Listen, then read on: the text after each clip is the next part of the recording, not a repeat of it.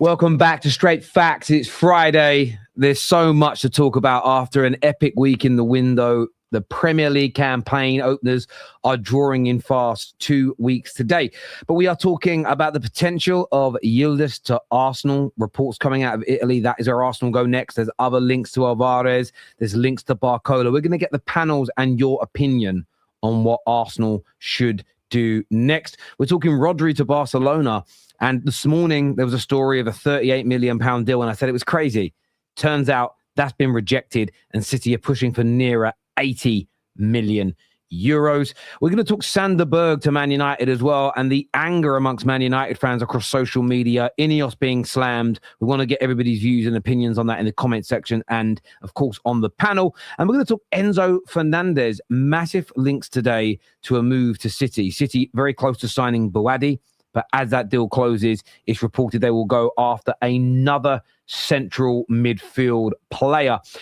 We're going to go into all of that. We're going to have a little talk towards the head of the season as well. Please hit the like button if you haven't done so already. Just get it out the way, get it over the line. But Tom and Don, how are you both, gentlemen? Great to be back as well after a couple of weeks since we spoke. How are we both, boys?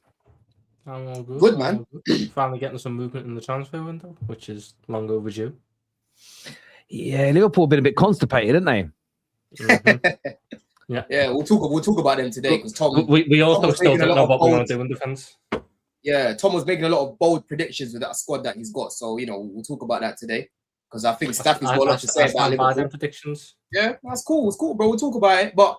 We got the chat, you know what I mean? We got big news yesterday, which was expected, Terry, but we'll talk about that as well, man. Yeah, absolutely. We're going to touch on Vinicius Jr. and where Arsenal pivot to next. And I know it's upset a lot of my sausages, and that's my haters, but I did tell you all he's very likely to stay at Real Madrid. I told you he was interested in Arsenal, but that wasn't going to be enough. And I knew it would be either him or Madrid that caved. And Madrid did cave. They rolled over. They said they would do what they did what they said they wouldn't, and they paid him more money. And fair play. But it's almost an irrelevance now from an Arsenal perspective. Who they pivot to next is more important than dwelling on something that they cannot have. And we'll be talking about that on the show today, amongst other stories. I did want to start with Man United, but Staffy isn't here. So we'll go, and I really want to get his views on it because I think the audience has heard my views this week on United quite a bit. But on Man City, Rodri, it looks almost a certainty now that he's going to leave, which I think we would all agree is going to be a big blow. Most weren't expecting Barca. Most were expecting Real Madrid, but it's going to be Barcelona. But it's been heavily reported today, Don, that they could pivot and move for Enzo Fernandez, a player you're going to demand over £100 million for. How do you feel about that from a Chelsea perspective, that City could have both him, could have him in their ranks, by the end of the window? Well, I don't want to sell Enzo. Everyone knows how much I like Enzo, bro. I think he's a leader. He's always available usually. He scores goals for us. He creates for us. We can't be getting rid of this guy, bro. And if we do, we have to squeeze everything out of them guys, especially because they've got that scrotum now on their side, right?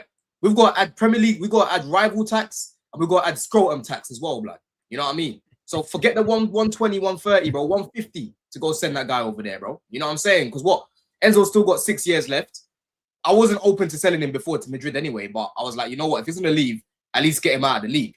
But I can't stomach selling one of our players in their prime, basically, to an op. Because it's something that I've never seen Chelsea do, Terry, in my life. You know what I'm saying? Like, I've told you about this before. We send players to CX, to Arsenal, when they're done, right? We don't send players in their prime to other clubs in the Premier. It doesn't happen. Like Thomas said before, Chelsea were a club that don't sell like that, yeah? You know what I mean? So this will be the first time really in my life where I'm seeing a player in their prime go into an op and could potentially win the Prem. I don't want to see that, bro. You know what I mean? So that's where I'm at with Enzo, man. But for me, I want this thing to be sorted out ASAP anyway, because I don't want to be left, last minute, bro. We're now scrambling to try and get Wharton because Palace ain't going to have much time to get a replacement. Now they add an extra 20 million on the fee as well. You know what I mean? Or even if you want to go get Scott, it'll be the same thing, bro, because you're giving both those teams less time to replace one of their key players. You know what I'm saying? So obviously the Rodri thing's kind of like a domino. I think Enzo would probably be like a direct replacement for Rodri, but we need to know as soon as possible what he's doing, bro. Is sign a new contract? Is he going to stay? That's the next bomber that we need, because I need Man City in the mud. I need them to, lose Rodri, get Buwadi, and be scrambling around trying to get another midfielder. You know what I'm saying, bro? Do you feel that you could be? Do you feel that Chelsea could be forced a little bit, have their hand forced here? Because the report I read this morning, and I don't know the full details on this, and you may know the Chelsea fan, is that you guys have got to sell 15 to 16 players in the next 21 days. You've got to shrink the squad. And a big part of that is you want to try and raise around 300 million in sales. And you might do that selling loads of players. You might loan some out as well. But do you not think that maybe if Enzo doesn't want to be there, it might just be worthwhile getting a big chunk of that money and getting that in so you can invest in somebody? Or would you rather sell lots of other players and keep Enzo Fernandez? What would your preference? That's what I'd rather do, because we've still got players there to get a lot of money from. Like Jackson, for example, you're looking at minimum 60 million for him. Delap, whatever people think of Delap, we're still going to get our money back, bro. You know what I'm saying? So that'll probably be another 30 million for him. Tosin will be another one we get rid of. Disasi is looking more like a loan first with obligation to buy. Badiashile is another one that we're looking to get rid of as well. So there's assets in other places. Obviously, Enzo's the biggest asset right now that we could sell, but it's them ones, Terry. Like, he needs to have a conversation with Xabi, bro, and just clarify what's happening, and then we go from there. Because if he still wants to leave after how he's seen how we're moving in the window, then cool, innit? You know what I'm saying? But he might have changed his mind now and said, you know what? I can see them doing different things now. Let me stay. It's not ideal. Ideally, I wanted to go to Madrid, but it's not worth my time going to a Man City right now. You know what I'm saying? It's not a Man City. It's not walking into a Man City in their prime. They're using Enzo to rebuild. You know what I mean? And I'm not even really sure if Enzo's the right replacement for Rodri anyway. This is what I wanted to ask Staffy and Tom, because Buwadi's coming irrespective, they've said, and they will move on to another target. Rodri leaving, and the replacement that they're talking about at the moment is Enzo Fernandez. Is that the right profile? Is that the right type of player that City need? Do you, as a Liverpool fan, Staffy as a United fan, do you look at that and go, fucking hell, that's formidable? Or do you feel it's a little bit meek? Like, where's your head at with that? With City buying him? If you're looking at Fernandez, or City looking at Fernandez as a direct one-to-one replacement for Rodri, I think you've got it the complete wrong way around. I think with City, their original plan was to run a pivot of Anderson and Rodri, and now it'll be to run a pivot of Anderson and Buwadi, or Anderson and Fernandez, whatever. I think Anderson's going to end up becoming the Rodri replacement, despite the fact he wasn't supposed to be that. Fernandez, I think with him, it might just be he wants to play under Maresca. Maresca seems to have a very good relationship with a lot of these players. Maybe he wants to go and play under Maresca again. He doesn't want to do the whole cycle under a new manager type thing, maybe. City are a very weird one. I have very little idea of what to think of City at the minute, because there's so much uncertainty around them. They've typically always struggled when Rodri wasn't in the team. He was like the biggest ceiling raiser and floor raiser for Man City. Whenever Rodri was out that team, they looked a lot worse. Now, Anderson's been the best option on paper that they've had to step in for Rodri, but I still think he's nowhere near the level of Rodri. I've got some questions around how Anderson's going to fit into a Man City with the way they play football and the style. I think it could be a bit of a tough season for them. I think Fernandez coming in, it doesn't make it doesn't really have a great fit. I think Fernandez should be an 8 more so. He should be in a midfield 3 as one of the 8s in like a 4-3-3, for example. But it seems that at City, because City have Cherky, they have Foden, is Fernandez going to get to play as the 10 in a 4-2-3-1? I don't think so, even though I think that's probably closer to his best role rather than as a deep 6. So nah, Enzo's not a 10, man. He's not a 10. When you're looking at Fernandez, do you agree that his best role is as an 8 who can crash? Yeah, as an 8. But I prefer. I like Enzo playing as like a deep line playmaker and still attacking the box. You know what I'm saying? Basically, the role he plays for Argentina and the role that he played initially when he joined Chelsea, bro. This box crashing thing where you see Enzo further up the pitch, it's Poch that started that, bro, and then Maresca carried it on. But me, the best Enzo I like is Enzo picking up the ball from deep, and then following his pass. Yes, agreed. You'll know better than me because you have Maresca as your manager. Where did Enzo Maresca get the best out of Fernandes? I'll probably say further up the pitch. He used them a lot. So further as the up 10, pitch. because I think we both know Maresca is stubborn in the way he wants to play football, and City have brought him in because of the way he plays football. It's the closest to Pep. It's like the succession planning. So if we're seeing Maresca coming in and he's going to play the same way, I'd be led to believe that he's going to try and put Fernandes, if he signs him, in the same position as where he got the best out of him at Chelsea. Otherwise, it wouldn't make much sense to buy someone to not play him in the best role. So then what happens to the likes of Cherky and Foden? This is why I'm looking at this one, and I've got my questions about it. I understand why Fernandes might want to make the move because of Maresca, but if I'm looking at it from a City perspective, it doesn't make much sense from a City perspective to bring Fernandes in because he doesn't have a natural fit in the Maresca system. I know who the 10 should be. It should be a Foden or it should be a Cherky. I know that Anderson is going to attempt to be the Rodri replacement, but Wadi's going to be a bit more of a, I suppose, all-action pivot, going to be moving around a bit more than Anderson. Anderson's supposed to stay in his position. Fernandes doesn't fit much of that. So if I saw City go and get Fernandes, I'd have massive question marks about it in terms of I don't get what the plan is. And if I don't get what the plan is, then I don't get why he's spending so much money on him, because Chelsea, as Don has rightly said, will be getting a pretty penny for him. He's got 6 years left on his death row contract that he signed. Chelsea aren't going to do a little solid for them. I mean, Chelsea asking for 75 million quid for Malo Gusto. Do you think they're going to ask for just 80 million quid for Fernandes? No, we're going to be talking more than Anderson here. So I don't see the move making much sense for. You know what's crazy about that as well, Tom? Yeah, they're interested in 3 of our players, bro. Because Neto, don't forget Neto as well. Neto's writing those links as well, bro. The Neto one is one that don't make sense. I know people saying, "Oh, Maresca, he does things differently to Pep," but I thought the whole idea was somebody comes in and just picked up the mantle. Very subtle changes. I know they didn't win the league the last 2 years, City, but again, if they can make the mistake many other teams have done and suddenly try and abandon a way of playing that's worked. How do you see it, Staffy? Because if we had a little slight United flavor to this, I'm seeing a lot of United fans today going, "Oh my God, City have lost Pep, but they've brought in Anderson. They're going to get Enzo, and they're going to sign Buwadi, and they're comparing it to our signings, and they're like, this is what a big club does. This is how a big club behaves. These are amazing signings." Do you see those 3 potential City signings as amazing business and good value for what will be the better part of it? Will be over £300 million for all 3 of them. I think Tom said it best. It's just there's a lot of uncertainty. I think we all thought off the bat that the whole reason Elliot Anderson was brought in was to play next to Rodri, and then the 2 guys that we're mentioning don't play like Rodri. So the dynamics are a lot different now. And I'll be honest, coming off last season, I think we all were potentially looking at, all right, what's Shirky's role going to be coming?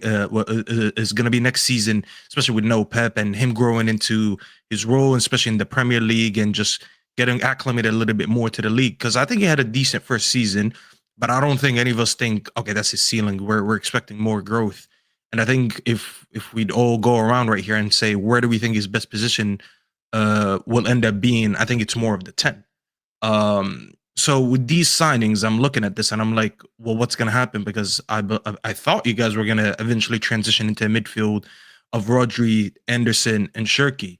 Now, with Rodri going, I understand the Buwadi one. They've been linked with Buwadi for a minute now. He's more of a ball winner. And I think it was you, Tom, who said it was just going to be a little bit of a more action pivot. He's just going to be everywhere, in that pivot. But then I'm looking at Enzo and I'm like, well, Enzo's realistically nothing like Rodri. Like, they're not the same player. They're not the same profile. So is it a signing that is studied, or is it a signing because it's Enzo and Maresca? And we have enough track history in the league where we've seen managers take over a team. I mean, I could just speak about my team. Remember what we did with Ten Hag? We just all started with, we start doing a lot of these signings that was just like Ten Hag type signings because he knew what he wanted. Now, I don't know if City are going to move to that because they've always been a club that recruits. Plus, obviously, like, we know who Pep is. We know his name. We know the respect that he gets. But they never really just signed Pep signings. It was more of like, this is what we think you need. And Pep really never had an issue with most of these signings. So it's like, do you now transition into a new era where it's like, all right, Pep's no longer here. Maresca used to work for us at the club. We know who he is. We brought him back. Are we going to start giving him more say on the signings? Because Don just said. I mean, it's very alarming what Don just said. They're in for 3 of Chelsea's players, and that's the first summer of Maresca being there. I don't know if Enzo's the right signing. I don't know if that's even a club signing. I do think if that happens, along with the links with Neto and Gusto, was it Gusto or who was the third one? Don? Gusto. I just look at these signings and I'm like, I don't really know if you're moving. I don't know if you're just going for the right profiles or you're just listening to Maresca. But just to make it back to the midfield, I just don't think Enzo plays anything like Rodri. Tom questioned if he should be in the 10. I don't think he's a 10, but we know the box crashing role he plays, and Don described it very well. But that was nothing like Rodri. The dynamics, I don't want to rule it out and say it's not going to work. I just don't know. I don't understand what they're trying to build, And as far as just them spending money, I've been arguing this over the last few days. I generally don't care if a signing costs 30 mil or if it costs 100 mil. If I believe it's the right signing and what a club needs, then I'm okay with it. I'm a lot more open-minded than just to put a price tag on a signing and say just because this midfield costs 300 million, it's gonna work. I just don't operate that way. So I'm not subscribing to that. Before you come into it, just one point on that. Yeah, one thing I will say, right, is with Enzo, Maresca kind of used him further forward because we only really had Palmer in between the lines that he trusted. Like João Felix, he didn't trust this guy, bro. Dewsbury Hall, he didn't rate him, which is weird because he loved him at Leicester, didn't like him here. Right? Yeah, like it was just bare weird. Even himself, he said, bro, it didn't matter how I trained, I would never get a look in, right? So with City, they've got Foden and Cherky, who obviously play between the lines. Foden, I don't think Maresca will use him on the wings because he likes his wingers up and down. And apparently Semenyo, LB was saying Semenyo's been cooking so far in pre-season. They're still looking at Neto, and obviously they've got Doku on the other side. So where you've got Cherky and Foden that can both play in those central positions, he might now change Enzo's role to be a bit deeper because on the ball, like, okay, Rodri's better than Enzo on the ball, but they're similar in terms of they can both control games, if that makes sense. It's just off the ball where Enzo's not as good as Rodri off the ball. You know what I mean? Now you're asking Anderson to be your deepest midfielder when he was the one that was replacing Bernardo Silva. You know what I'm saying? So if they're smart, the best thing they should be doing right now is looking at like a Kone type profile, right? Because you're not getting another Rodri type profile in this window right now. You're not getting Caicedo. Caicedo can probably the most similar, I would say. Off the ball is great, and on the ball is good as well. Very good on the ball as well. So yeah, man, it doesn't. I'll be a little bit concerned about that midfield. I think Enzo can play in that pivot, but with Anderson next to him, I think there's going to be a lot of transitions. Do you think they would play? Do you think they would play a sitting play in Buadi, and then have Anderson and Enzo on each side of him? So like Enzo on the left and Anderson on the right. Do you think that's a midfield that would work? Yeah, but then where did Cherky not go though?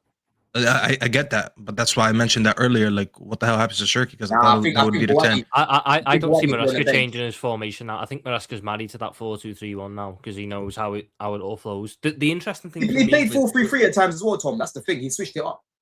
My thing with City at the minute is the box crashing role, which Enzo Fernandez is seemingly made for. Man City already have a player for that who stepped up in multiple big moments last year, but he's not in midfield. It's Nico O'Reilly at left back. Nico, when we're talking about a fullback inverting here, Maresca likes that, but Nico O'Reilly does it so differently to what Cucurella or Reece James would have done it, or Malo Gusto would have done it at Chelsea. Nico O'Reilly gets in the box. Nico O'Reilly's he's a box crasher. Yeah. So that's the Fernandez role that everyone's talking about here.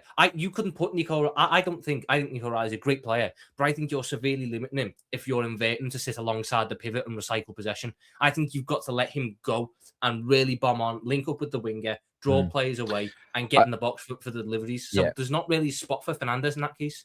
I hear where you're coming from. I want to go back to what you said a minute ago as well, though, Safi, because this summer's been a really weird one where the football Overton window has changed a lot. I would say, and maybe we'll all agree with this as a general rule, the higher your net spend has been in recent years, often the more criticism you got. It's either, you're buying the league, or, oh my God, look how much you spent without winning. I would say it's fair. The lower your net spend, the more you were celebrated. This year, everybody seems to have a hard-on for spending more money than their rivals. It's seen as, oh, you've got to spend. It shows ambition. But I saw this graphic, and I think there's some truth to it. Of course there is, right? I would love to go out and spend £150 million on Vinicius Jr. I would love to go and drop 100 million on Tchouaméni. I agree. But I also think there's a balance. And this graphic came out yesterday, which shows the most expensive signings of the summer so far. And when I look at this, I think there are some very talented players on this list. But if I'm honest with you, I only think there's one in Elliot Anderson, maybe Tonali, that I look at and go, they weren't overpriced for what you're getting. Now, Morgan Rodgers is a very good football player. But I also look at this and just think to myself, I don't know much about Palestra, but I look at some of the prices of these players and go, I don't see how signing, for instance, Mateus Fernandes, here it says 99 million euros, but 85 million pound. I don't see why that is more ambitious than Man United getting Santos at 50 million. I don't see why that's more ambitious, as an example, than somebody going out and Chelsea didn't pull it off. But I don't see why that's more ambitious than signing Granit Xhaka for £30 million. I don't personally get it, right? I look at some of these deals and I say, I think some of these players that cost money are good. At the same time, I see a lot of low value in the market. So I look at City that could spend £300 million on their 3 new midfielders this summer. Could be 110 for Enzo. It's 116 for Fernandes. And then what's going to be between 80 to 100, they're saying, for Bouadi, right? So you're looking at 300 million. How much better is that midfield than potentially Man United's, which is going to be 50, 35, and maybe 25 for Sander Berge, which is about 100, 110. Is it 3 times as good? My opinion is no. Now, there could be marginal gains in there, which people say, no, you pay that extra 200 million for that extra 1% that gets you above them in the league. You can make that argument. But I also think where I look at, and I'm looking back at City here and going, are City scouting like they used to do? Because when they signed Rodri, nobody was talking about him. When they brought in Fernandinho all those years ago, no one was sitting there in chat rooms on X with their friends going, we need Fernandinho. City always had this ability. Even if you knew the player, you might go, oh, I didn't expect that. And he turned out to be a gem. They did it with KDB as a great example. There are signings like Haaland we all knew about by the time they signed him. KDB was on smoke in Germany. Though. He was. But when he came back, the headlines were 50 million wasted on Chelsea flop. It wasn't a player that everybody was saying go and sign. There was a lot of criticism of that signing. And I always praise City because they found players that, I'll go back to Staffy's point. I want to give Staffy praise for this. The profiles were right. Where I look at City right now and I'm going, you're spending 300 million, but are the profiles filling the holes of what you're losing? You're never going to find a new Rodri, like for like, impossible. But profile-wise, you're going in a new direction. Wingers, you might be going in a new direction. A fullback, kind of new direction. A manager. And I think there's a lot of risk in doing that. And when you spend that kind of money, I think it's very, very risky indeed what City are doing right now with the signings they're looking at and the amount of money they're looking to spend. I'm thinking, where's their scouting network? Where is that player that they've always been able to pick up a little bit cheaper, who's a great profile, who just comes in and you go, wow, look at that, another masterclass from City. It all feels a little bit too obvious what they're doing for me. I mean, I think you could have that question with City for the past couple of years. How many of the recent signings have we looked at and went, oh, brilliant. As we watched them, we went, yeah, great. Reinders last summer, he's been awful. Marmouche, he's not hit the heights for the fee he paid. 300k a week. 300k a week. If you're thinking to the signings that City have made, Gahey's been good. Cherky's been good. Semenyo's been good. Would you say Gonzalez has been good? No. For the price, they paid like 60 odd million quid for it. They're about to spend £300 million on 3 new midfielders. Gonzalez ain't been good. I mean, Gonzalez was signed a year and a half ago for these days, by the way. He should have been the next guy up. So the fact that a year and a half later, they're addressing. Exactly. So a year and a half later, that didn't work. So they need to replace him. By the way, let me remind you, they still have Grealish and Calvin Phillips on the books. Mm-hmm. And we don't speak about that. If Calvin Phillips and Grealish were on the United books, Chelsea books, Arsenal books, oh my God, we'd be talking about it almost every day. What should we really expect from City this season then, man? Yeah, because boy, one thing, yeah, of course, they should be expected to challenge the league. But realistically, how do we feel their season's gonna go? Now I know the window's not done yet, right? But there's a big thing happening here, Terry. KDB left last summer, bro, right? That's an all-timer gone. Bernardo Silva, another all-timer. They've lost John Stones, bro, right? They're about to lose Rodri. They've lost Pep. That's like most of their spine going, bro. You know what I mean? Let me speak on this. It's only really like what Haaland left. You've got Diaz. You know, Edison's gone, of course. Who else are you looking at in that team that's been around, bro? And Haaland is not even a part of the OG spine that was winning it. Like he joined a little bit late. Like he managed to get 2 leagues, obviously the treble season. He kind of came in late. Yeah, like he was the last one of the whole like OG basically. He was the one that breathed a little bit of new life into that old guard that was probably just gonna fade out with the false 9 because they couldn't find. He was brought in. He was brought in to win them the Champions League. That's what he was brought in for.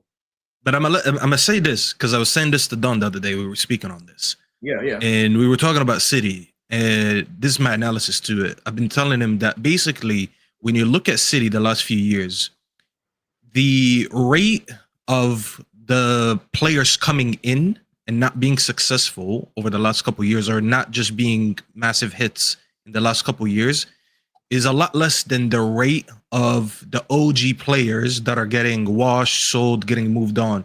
So for every old OG spine player that they had who had success at the club, when you look at the rate of them leaving, it's a lot more and it's a lot quicker than the players that are coming in and hitting success. So for every 2-3 players that end up leaving the club, like a like a Bernardo, like a KDB, or like a Kyle Walker, for every 2-3 players, they might get 1 player who hits. So they're losing more good players than they're bringing in good players. And I think it's just catching up. And I think a lot of people are scared to talk about City in that way because like usually we don't like to associate criticism with teams that win. But 2 things can be right at the same time. You could be winning and you could also be failing in another department. It's just you don't see it until it finally catches up enough where it starts to impact that winning. And finally, we're coming off 2 seasons of City not winning the league versus the 10 years before where they won the lion's share of the leagues. When you look at the last 2 seasons and then you look at the business that they've done and the business that they're doing right now, it doesn't look like they're recovering and they're going to go back to another 10-year era of dominance. And that's fine, by the way. Not everyone is meant to dominate 10 years every couple football works in eras anyway. So maybe their era is just done and they maybe need to like rejuvenate a little bit before they come back and dominate again. But I just look at it and I don't think they're in that position anymore where we should unanimously just said, yeah, they're in a title race. I don't agree with that. No. Okay, so I hear what your point. My view is, and I'll clarify my point on that. One, they'll never have an era like they had with any other current manager, like they did with Pep. And that's not a dig at City. Pep's one of the greatest of all time. It was just that good, yeah. It doesn't get replicated. You could give that exact same squad to Maresca now and give him 10 years. I don't believe he'd win as much as Pep did because Pep, is that extra mile. The same as Fergie, the same as Paisley, the same as Cloughy, the same as all these, the greatest of all time. It's a game changer. So when I say challenge, when I've always been consistent with this, when you spend what City are spending, when you have that level of wage bill, the expectation has to be on you challenging for league titles. It just has to be there. I agree with you that I don't know if they're going to be good enough to. I don't know if Maresca is good enough. And I know he was doing some good things at Chelsea, but there is a different expectation of going into a Chelsea team that was being rebuilt, that finishing in the top 4 is deemed acceptable, and then going into a team that's been challenging for league titles every year for over a decade and invariably won them and is still winning trophies. It's handling that pressure. It's handling that expectation.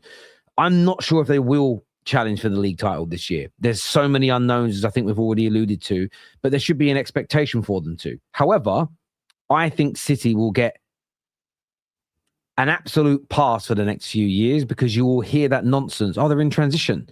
New manager. It's like a rebuild. They'll ignore the fact that the club is not generally dictated to by a manager and it is built in its own image, and they bring head coaches in to run it. That will all be ignored for City. So the advantage they've got is there will be nowhere near the pressure on them as there are on Man United's, on Chelsea's, on Liverpool's, and on Arsenal's to win league titles. So they will get a pass in that regard. So, but there should be an expectation on them to try and win the league. When, we've got to fathom this, by the time they finish their midfield rebuild this summer, they would have spent in 18 months almost the same as Mikel Arteta has done in the last 6 years. Why is that significant? Because all of us said this, that Arsenal should be winning major trophies after spending £900 million over 6 years. We can't have a lower expectation of a team spending 900 million on top of a title-winning team in 18 months. There has to be the same expectation, whether they're good enough to or not. There has to be that expectation for me personally. So I hear you. Will they do it? I don't know. I agree with you, but they have to have pressure on them. Otherwise, I mean, imagine spending nearly £1 billion in 18 months and no one expecting you to win anything. It'd be crazy. Bro, I don't think they'll go to that. Guys are trying to call me deluded, Terry, for saying the exact same thing about Chelsea, bro. I said, we're nearly 2 million deep, right? Why shouldn't I have the expectation for these men to build a squad this summer with 1 game a week in Xabi Alonso to go and compete? I'm not saying go and win the title, because obviously it's tough, right? But at the end of the day, you need to be in that hat, you know, because you never know. You know what I'm saying? Don, there's a difference as well. I think people don't. There is a difference between expecting a team, and when Gary Neville famously said those like £1 billion blue bottle jobs, and when last summer nobody was predicting you to win the league, and people saying, but we must predict them to win the league because they spent £2 billion. There's a difference between who I'm going to predict to win the league versus after what they've spent, they should be in a position. Exactly. Man United in the worst period, the pomp, or what's the opposite, whatever the opposite to the pomp is, in our lowest part of our slump under the Glazers, we had a wage bill higher than City's and we'd spent more than them in the transfer window. Now, I didn't predict us to win the league in any of those seasons because we were terrible, but there was an expectation after spending that amount of money that we should be up there competing because we've spent too much to not be at that level. And I think people sometimes struggle to differentiate between what you should be doing with the scenario and the money you've spent and the wages and the players versus what you actually think a team is going to do. And exactly. That's what I said. Bro, I was literally having this conversation on the Big Six. They were like, oh, you're not going to compete with this team. I said, bro, I never said we're going to compete with this team. I said, I expect these lot to buy players this summer to help us compete. And for Xabi, they should aim to compete. I agree with you. They should aim to compete because, bro, you can't be... If I shouldn't have that expectation as a Chelsea fan to compete at this stage of the project, bro, don't talk to me about the money anymore, Terry. Don't talk to us about the money because you can't spend this much money and not have anything tangible at the end of it, bro. You know what I'm saying? It's mad. It's madness, bro. So we should keep pressuring these guys to build a team that can actually compete. You know what I'm saying?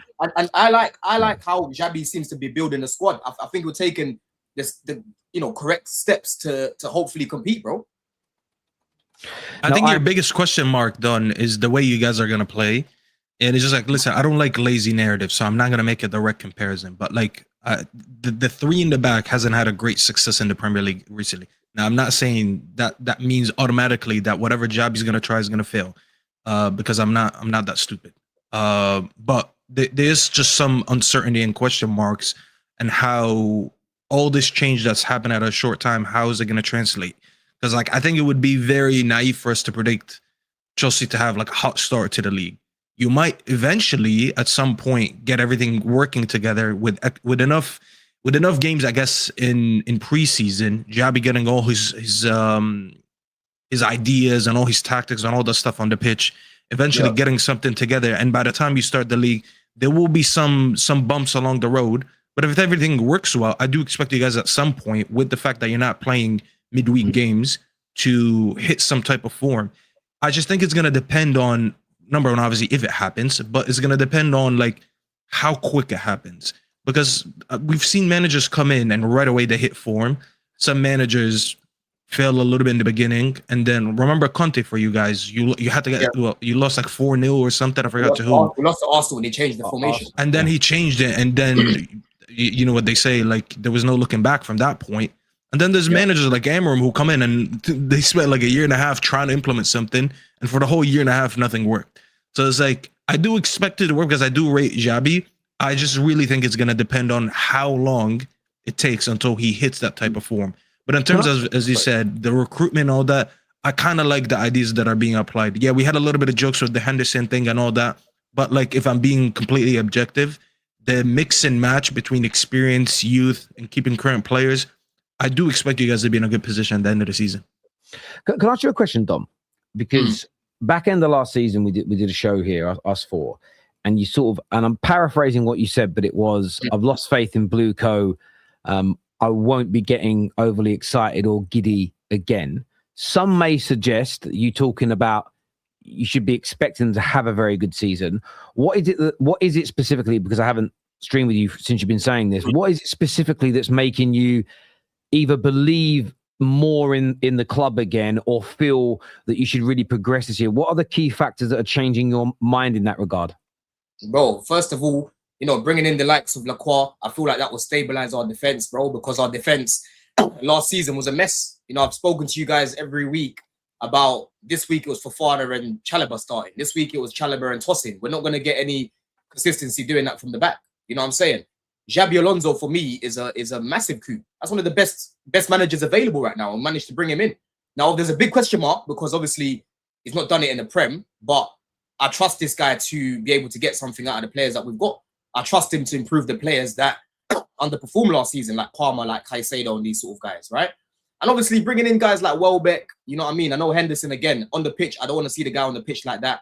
But off the pitch, I think he'll help a lot. You know what I mean? So there's just certain things that I'm looking at. Palestra, bro, you're bringing in a guy who can play play like how Xabi wants his fullbacks to play. Even this fullback that we've signed on the left side, bro, Chavaria, he's another one as well, bro. He's a busy bee. He's up and down. You know what I'm saying, Terry? So I just feel like when I'm looking at the recruitment this time round, it doesn't seem random. It seems very streamlined, if that makes sense. It's like, okay, let's bring a little bit of experience. You know, let's bring someone that can actually help off the bench, like a Welbeck, for example, right? He scored what? Nearly 30 goals in the past 2 seasons, and he's 35. You know what I'm saying? You're bringing in a Henderson to help bridge that gap between Xabi and the players. You're bringing in Lacroix, who's a leader, who's usually available, has got the Premier League experience. And we've still got more things to do. You're bringing in Rodgers as well, like I said, who can play in those pockets. He can play the 3 at the back. So I just feel like the recruitment's become a little bit more focused on what Xabi wants to do, rather than these are the players, just work with them, if that makes sense. They're a little bit more specific now, innit? Well, I think it's quite fair for some Chelsea fans to change their minds a little bit, at least a little bit, because the club, if you go back 6 months, the club was briefing about how managers aren't important, and they've gone out now and they've gone for a Xabi Alonso, so they've gone for a real serious guy. They've brought in some experience. The only signing I don't agree with is Henderson on a player level. Bring him in I didn't agree with England taking him to the World Cup as a player. Bring him as a coach if you want that leadership. I think you should have gone in a bit harder for Granit Xhaka. But I agree. But the concept, I understand. Welbeck, I think, is an excellent signing. Lacroix, I understand. The youngsters you bought, Palestra and Chavaria. Well, Chavaria is not that young. I think he's about 28, actually. 28, bro.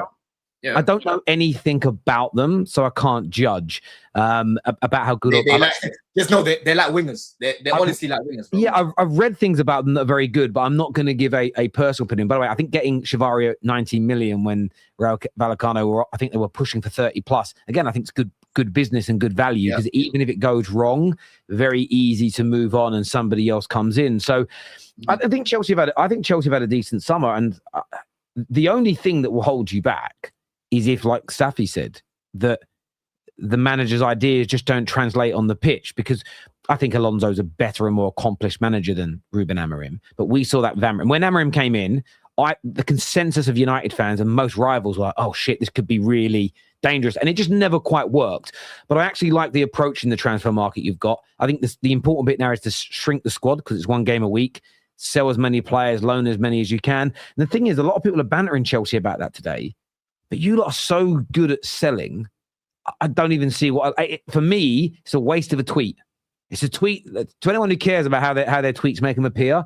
You're just going to be laughed at in 3 weeks' time when they've sold 20 players or loaned and sold 20 players and made 350 million in revenue. You're just going to look so for me, if you're thinking about putting that out as a tweet today or doing a video on it and laughing at Chelsea, I just hold back, because they are most certainly, like, sometimes I feel like delegating. I'd like Chelsea to come in and sell Man United's players. It'd raise us a lot of money. Bro, I tell you lot all the time. Chelsea's environment, ironically, is what helps us get rid of players, because teams will look at Delap and they'll be like, bro, we know what we saw at Ipswich. We know what we saw from the guy when he came through Man City. We know what we saw from him on loan at Hull. Chelsea was a bad environment. Man got injured. He's coming off the bench. Yes, he was rubbish on the pitch. He was rubbish at Chelsea, but there's still a player in there that we believe at a lower level can do something. Same thing as Shirley, bro. You know what I mean? You called me out for the lap last year. You said if I sold my Delap stocks. Have you sold your Delap stocks now? At Chelsea, yes, Yeah, but not elsewhere. Not elsewhere, bro. Not at a mid club. Like, I think he can go to an Everton and do well. I think he can go to a Newcastle and do well. But at Chelsea, bro, it's not going to work. I've been advocating for him to leave. Yeah, same thing with Jackson. He needs to leave as well, bro. You know what I mean? Looks like Mudrik's going to go as well. I heard you were buzzing that he was back last week. Is that true? Of course. My boy's back, man. He's been freed. What I read on that, just very quickly, because I only read something briefly on it. I read that it isn't that he was proven innocent, is they've changed the thresholds of what is considered right and wrong. Basically, exactly. They've changed the threshold, so now he's drug taking is acceptable. Yeah. So basically, if it's actually dark, 2 years now, Terry. If those rules that stand now, he wouldn't have got banned for it. It would have been what's the word? Legitimate at the time. So they basically said, yeah, the amount that you have in your system before, now it wouldn't be illegal, is what they're saying, innit? So he's basically just wasted 18 months of his career, man. But it wasn't legal back then. So I have this kind of feeling with these things. I've said listen, I'm not having a pop at him. I've got a friend who's a very high level professional fighter, and I've had this conversation with him before. And the general consensus is in high level sports is that they like where the money is, that they feel the vast majority of athletes take stuff they shouldn't. It's just that the doctors and the science is so clever now. It's right. You're going to take this because it's going to help with reducing fat, recovery, and muscle growth. But then you take this and it'll make it undetectable in your blood. I think there's a lot of that goes on in football. So I almost feel in sport, I believe it does. And I think that the idea in a lot of sports, they keep raising these thresholds because they're like, oh, traces get found in this. And I think the sport realizes if it gets exposed that so many people are taking this stuff, it's probably more damaging for the sport than just upping the threshold, if that makes sense. I'm not really about. I mean, some of them are interesting because there are certain performance enhancing drugs you would never advocate for anybody to take because you only have to look at how many like wrestlers, as in WWE wrestlers, die young, and it's all related to anabolic steroids. I feel, but there are a lot of the drugs that are banned that are just like you can buy them in Holland and Barrett to help burn fat, but yet you can't use them in sport. So I sometimes feel a little bit like I get some of them, but there are others that I've seen on the list, and I just think, why is a sleeping tablet banned? I don't quite get it personally, but that's just me. Who was it? Was it Yaya Toure that had something going on with like sleeping? No, Colo Toure. Colo, yeah, he took his wife's. I think he took his wife's fat burning pills. And then that got detected. And then you had Conor Ben ate too many eggs. Do you know what I mean? And do you remember what's his name? The centre back at Liverpool. What was his name? Tom Mamadou Sakho. And then club banned him. Well. He's taking fat burning pills or something like that. And then he got he got banned for 3 months, so he missed the fucking Europa League final. but there's a professional boxer, I think Joseph Parker, who tested positive for cocaine usage. So I think he got like a preliminary like suspension while they investigated. I think he's now been cleared, and essentially, the explanation is his nutritionist is an absolute cokehead. And because obviously he's going into the bathroom, snorting, getting on his hands, and then preparing food, that's how the traces got into the boxer. And part of me thinks there's logic to that, right? But at the same time, I look at that like I call that a council estate excuse. When you all know the person's guilty, but they've found a way, like a little loophole where you go, oh, okay. Like what do you mean? So his nutritionist has had a bit of coke on his hands and he's mixed it into his scrambled egg. Come on now. Are we trusting the nutritionist at this point? Yeah. I need to see video footage of that nutritionist to see what he looked like. When you look at him and he looks normal, you can be like, oh, okay, where is it at? The maddest bit is though, I've actually seen like Rio Ferdinand inadvertently missed a drugs test. Now, many people have to make their claims he missed it because he was guilty. He took it like a few hours later or something, a day later, and it was clear. All the tests before it clear, all the tests after clear. He got like worse punishment and he got more stick in the media than people that have actually fouled them. That's what I've always found crazy about England. We seem to be less angry at people that actually cheat than people that miss the test, if that makes sense. You see in boxing, like everyone's fine for Canelo to come back, but I guarantee you if Anthony Joshua just missed the test, everyone would hate on the guy for missing the test, if that makes sense. It's kind of weird. Yeah. But I was having this conversation, Terry. Yeah, Go on, do you know super chats? Or just one no, last go point. on, Right? say it first, and then we'll go. Yeah. I feel like look, there was I've been speaking about the winger market for a long time because the winger market, bro, it's unless you're Olise and Yamal on the right, or Kvaratskhelia or Vinny on the left, it's not levels like that, bro. There's not a lot of ready-made wingers in today's time, right? And now it's gone mainstream. Yeah, you're seeing Doku, like it was asking. I saw can't remember who was that posted. They were showing all the wingers, left wingers in the Prem. It's like Doku, it's Mitoma, it's Martinelli, it's Gittins, it's Modric and that. When before we used to have Son, Sterling, you know what I mean, Mane. You had some top players on that side, bro, like Hazard.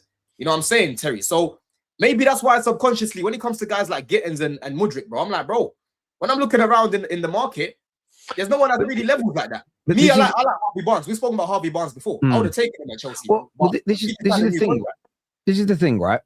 We'll get more into. We're going to do super chats and we're going to come back into Man United. But I made this point on wingers yesterday.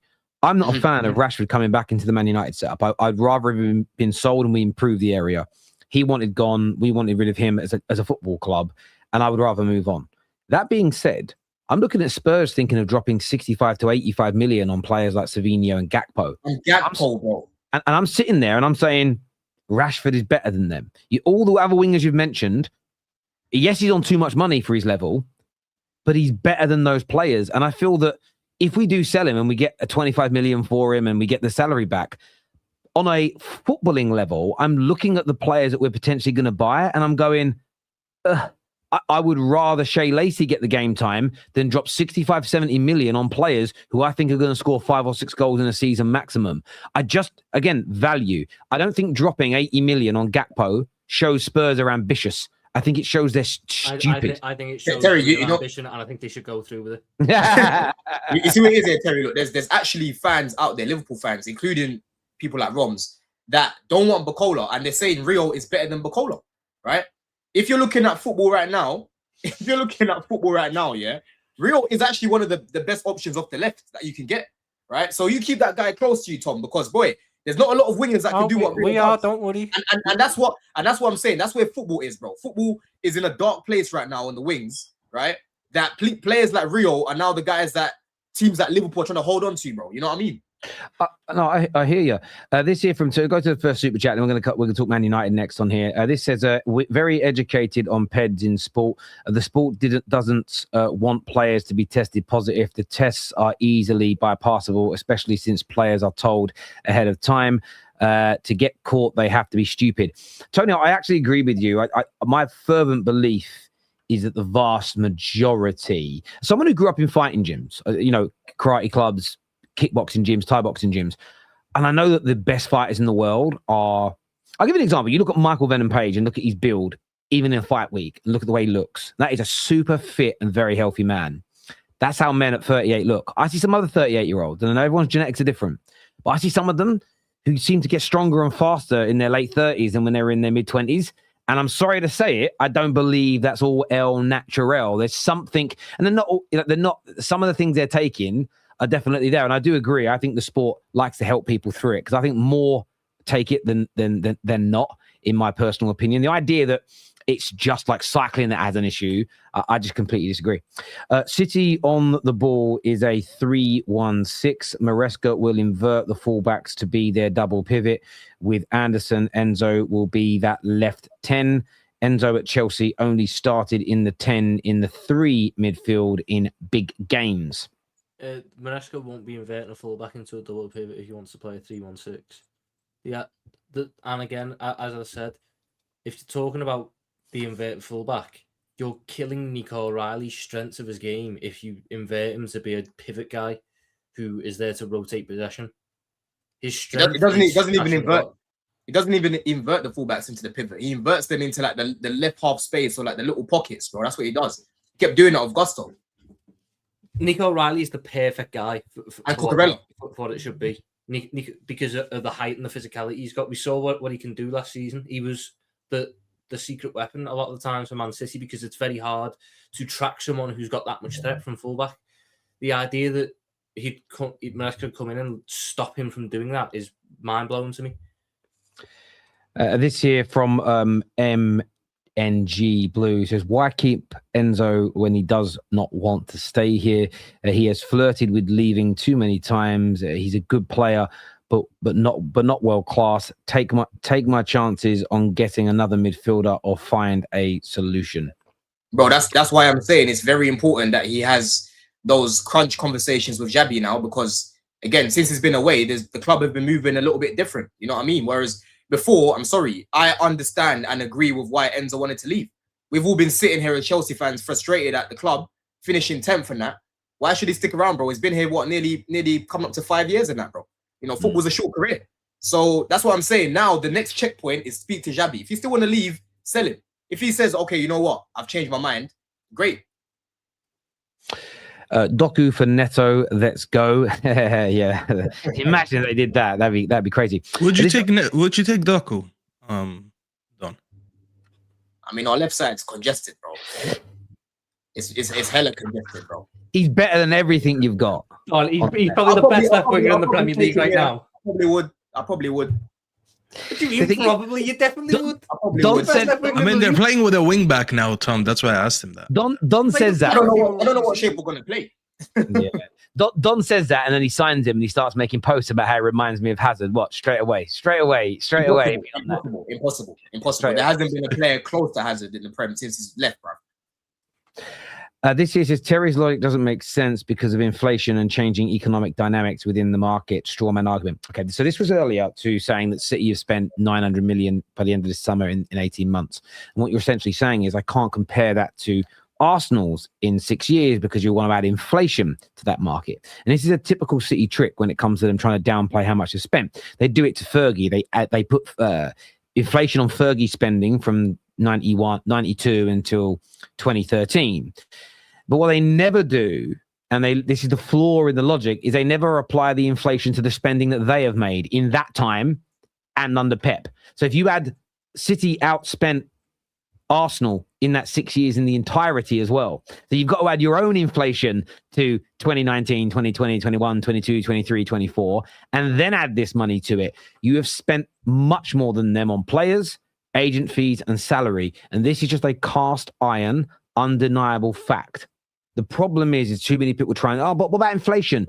What about your inflation? And I did this, and I let Chompy pick the level of inflation. And he said, well, use the inflation I've used. And we worked it out. And I used his level of inflation that he used. Well, Fergie spent this much. So we worked out the percentage of inflation it was. And we applied that same percentage to Pep spending in his time in the Premier League. And 10 years versus 20 years, it averaged that Pep still spends, it was just under £100 million a year more per summer than Fergie, including inflation. So you're never going to win the argument. You guys spend a lot of money and you're allowed to because it's your money, but you have to hold the pressure that comes with that. And when you're winning, everybody leaves you alone. But you start going 3 years, 4 years, 5 years, winning no Prems, but still outspending most teams and having to be a wage bill than most teams, you will face the criticism, the same as every single big team in the world gets for spending and not winning league titles or Champions Leagues. That is only fair. That is not a dig at City. We all go through it. You are not exempt because you can't fill your stadium. You don't get away with it because you haven't got a big fan base. You're a big club, right? Come on now. Come on. Staffy, Sanderberg is linked to Man United. A lot of United fans are slamming INEOS, saying it's Bargate basement summer. It's been a terrible summer. We're going to go backwards, in fact. We're showing no ambition. Obviously, we know about Santos and Tielemans. We've discussed them in the past. But the idea of Sanderberg and that being our midfield rebuild, do you concur with a lot of United fans online that it's horrendous, it's terrible building, it's showing no ambition? Or do you actually feel that some good profiles are being found and placed into the squad and improvement will be seen? How do you see it, mate? There's a mix of both. Excuse me. It's a mix of both. The summer is underwhelming, but we did manage to make a couple good signings. I understand the concern about our depth and the lack of business, even though I think our business has been, I'd say it's very relevant in terms of volume and pace compared to all the clubs around us in our position. But it is a little bit concerning, especially with some of the news coming out today. I don't know if it's been confirmed or not, but basically that our backroom staff, they're a little bit conflicted on some of our targets and who they want to sign. You know, some news coming out yesterday about Mano Kone and like, you know, who wants him and who doesn't want him. So it's a little bit concerning. I actually don't mind Berge, but I understand why some people think it's underwhelming. And I don't agree with it. I do believe some people just want to see a big name and a big money splurge to say that was a good signing. If we learned anything from last summer, and Tom will tell you guys that very well, money literally does not translate to success. Money does not translate to good signings. We all sat there last summer and we said they won the summer window, therefore they're going to go and win the league. And they did it. And Arsenal, Arsenal ended up winning the league. So that's just it's a reminder that price is not a direct relation to winning. But I do think United still need to do more. We desperately need depth in that left back position, especially if Harry Amos is going to move on. And I just need one more midfielder because I know the season is going to start with Mason Mount probably giving us 3 man of the match performances, and then he's going to say, "Adios, I'm going injured for the next 2 months. I'll see you guys when I'm back." And that's my worry. That's my worry with all the extra games and the fitness levels, because we do have players that they could just be chilling at home watching TV and all of a sudden they'll pull a hamstring or something. AKA Mason Mount, AKA Lissandro, AKA Harry Maguire, a lot of these guys. So I do think our squad in terms of quality is not as bad as people are trying to make it out to seem. I do think it's perhaps I'm overrating it compared to other people, but I do still want a few more signings. And I'll be much more relaxed if you can guarantee me in the next 2 weeks we sign a left back and one more midfielder. Yeah, I think we actually agree quite a lot this summer, to be fair. I quite like the link to Berge. I think he's the right type of profile. I think he's a very underrated player, and supposedly he's available for 20 to 25 million pounds. And I think you're getting a 25 to I think you're getting more than a 25 million pound player.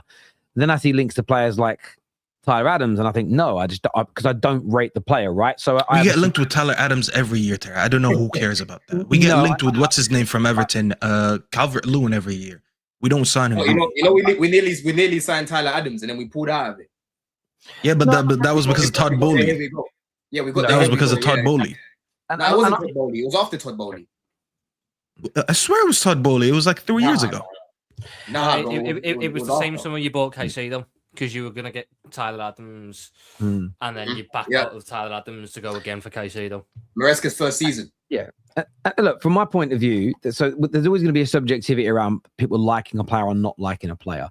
The Manu Kone links, I understand why there's internal debate over that deal, because the one thing most Man United fans will admit, and we always seem to forget this over time, is the one question mark over Manu Kone is his injury record. It is not very good, and there will be concerns and there will be debates over that.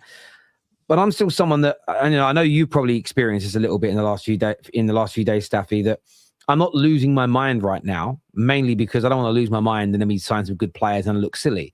I would rather wait and see what the window looks like before I give a conclusion on it. And then equally, the last few years, and you've alluded to it, have taught us. Last summer, like me and you were going at it, hammer and tongs all summer. I'm saying I think we've got the right strategy. I think we've signed some good players. You were the opposite on that particular thing, and we ended up having a very good season. Equally, I was more about, no, get this guy because we know Emi Martinez, get this guy because we know Ollie Watkins, and you said no, we should trust the scouts in this regard. And I think me and you have kind of almost learned off of each other over that course of time, because we have that dialogue, and it's true, I'm trusting the scouts with it. Now, I don't like Tyler Adams, but if we get him, I'm still going to give it time to see whether it works, if that makes sense, because I do feel the majority of the signings that INEOS have made, I think have been pretty good. Xerxes and Ugarte, no, but outside of that, I'm quite happy with the rest of the business. But the most important thing for me is completing the midfield. And I'm quite happy with Berge being the fourth choice midfield player. Mainly, I think, is top class. Yuri Tillemans, let's be blunt. The Man United fans moaning that he cost 35 million. If he didn't have a buyout clause and we dropped 75 million pounds on him, would be saying we're ambitious. It's just because there's a cheap buyout clause. Any other club that would have done that, these same Man United fans would go, why aren't we ever shrewd enough to do that? Why can't we find a player like that? Exactly. And I think Santos is an excellent player. And this idea, and I heard this when we signed him, buying a Chelsea backup player. We could have got Matheus Fernandes, first team player, Instead, we bought a backup that couldn't get in the Chelsea first team. Matheus Fernandes wouldn't have started for Chelsea last year. So it's for me, it's a really bad comparison. It then is about buying a left back, and I absolutely agree. I will be very angry if we don't address that position.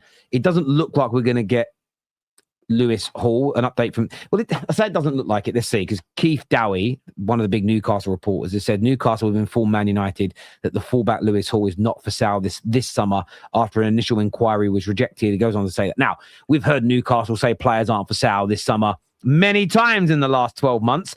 What I would like to see Man United do, and I will criticize them if they don't do it, is I'd actually like to see us make an actual bid. I actually would like us to go in for him and actually try and buy him and put that pressure on and to see what happens in that regard. I want us to be a little bit more forceful in that area. So yeah, I'm in the same boat as you. I've got my concerns because the season is starting soon, but the idea that we're not... But for me, where I reject the idea of other fans is we don't just need to sign fashionable names or make large money signings to improve our team. I agree with Don. That's been my biggest issue this summer, Terry. Everyone throwing a tantrum when they're not getting the players that they want. When in fact, as long as you're getting a good player, why do you care?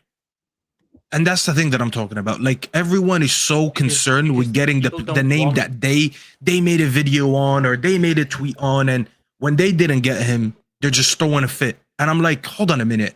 The reason none of us talked about Tielemans, because no one here thought he had a release clause of 35 mil. Not a single person thought that. If I would have asked you guys, hey, it looks like you need to negotiate for Tielemans, what do you think his market price would be? What's the lowest I'm going to get? 50 million? 55? Is it safe to say he's around that? 60 mil? No one thought he would have been 35. But because it's a release clause, it's like it kind of dismisses it. Where I believe if City would have went and they would have signed Tielemans in the last week of the window for 35 million on a release clause after Rodri leaves for extra depth, everyone would be standing up, clapping off City, saying, oh my God, this is why City's been doing the best business over the last 10 years. But just because I didn't speak about Tielemans, it doesn't mean that that's not a good signing that I should rate. And this is what I want people to differentiate between their opinion and what the club does or should do. Same thing for Santos. Did I sit here and think that Santos was even attainable or for sale? I don't think Don would have told me that he's for sale either. But they got him, and the manager has a clear idea if he wants to use him. And I know it's a very, very small sample size, but if you watch the first couple preseason games, you can kind of see what he wants to do with them. And I'm like, you know what? Fair enough. A manager that I think, and I think most people should think that way, has earned this year that he's going to manage after what he's done last season in terms of form in the league. He's earned the right to be here, and he's earned the right to say, this is the kind of profile that I need. If you can go and get me that, I'll be happy with it. Just because Santos didn't cost me 85 million like Matheus Nunes, that does not mean that he won't be as impactful or more impactful to the team as a Matheus Nunes would have been. And the whole idea, and I see this going on, and Goldberg does this a lot, and he makes a list of all our first targets. And they're like, this is the first target we didn't get. This is the first target we didn't get. This is the first target we didn't get. And I'm looking at it, I'm like, if I would have gotten all my first targets, it would have meant that I spent 100+ million on Tonali, 100+ million on Elliot Anderson, and close to 100 million on Matheus Fernandes. Do I think those three automatically translate to success because I spent a combined 300 million on them instead of getting Tielemans, Santos, and hopefully one more? I'm sorry, I don't think that's how football works. And as I said to you yesterday, Terry, we were talking about this. I'm like, football is a sport where 1 + 1 does not equal 2. We saw last year all these signings that Liverpool did, and we said 1 + 1 = 2. Verts, Isaac, all these signings equals league. And guess what? They didn't win the league. Football is like that. Football is the only sport where there's no one blueprint that you can follow, and it does that. So again, I'm not happy with the summer. I still want a couple more signings, but I'm not crashing out because we didn't spend 100 million on a midfielder to make everyone happy. You know what it is, yeah? Like I feel like it's just time will tell, bro. Honestly, time will tell to see if that midfield actually is going to be worth it. If INEOS was smart, because let's say your midfield isn't working, and then you look at Tottenham, they're flying. They've got 1 game a week. You know, they're above United in the table. Tonali, Fernandes have had a brilliant start. Then you're going to get those people that are crashing you, man, right now, saying, "Yo, this is why we should have spent the money." You know what I'm saying?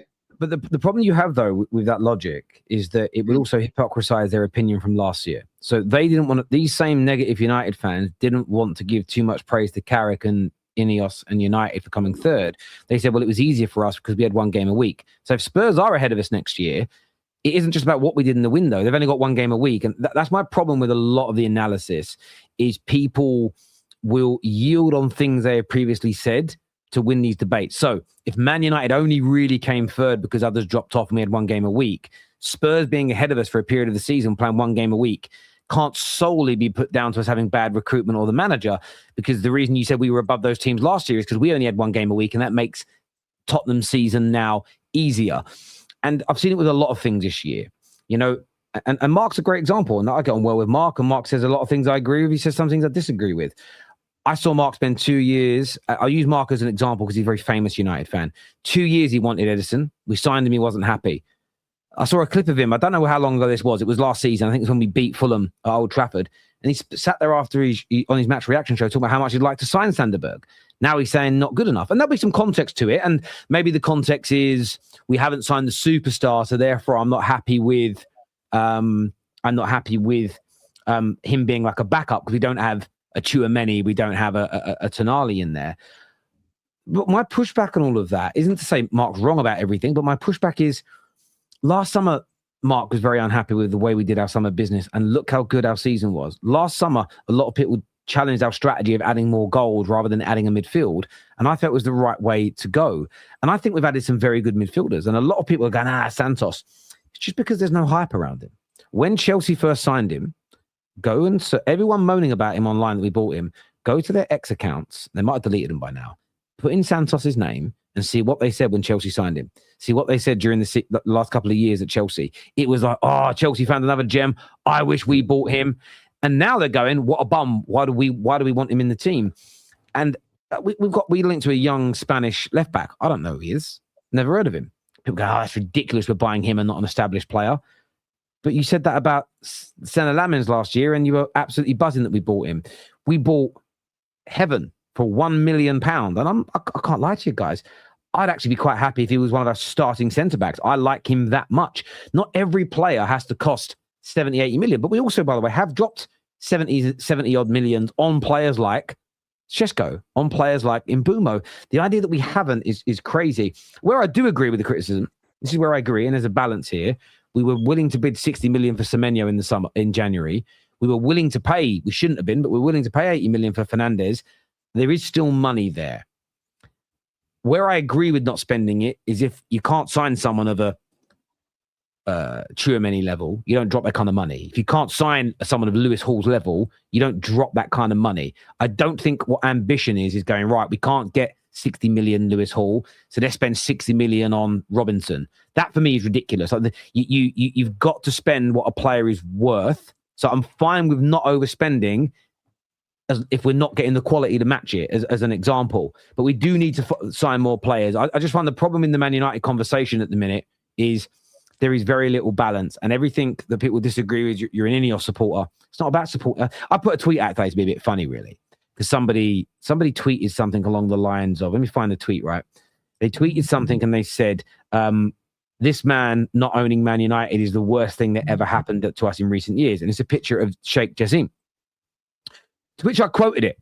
And it's obviously a joke. Not everyone can read sarcasm. But I just said, I wanted them to. I did want the Qataris. But I said, however, they didn't bid the asking price. And Man United fans have made it very clear that they cannot back someone who will not overpay.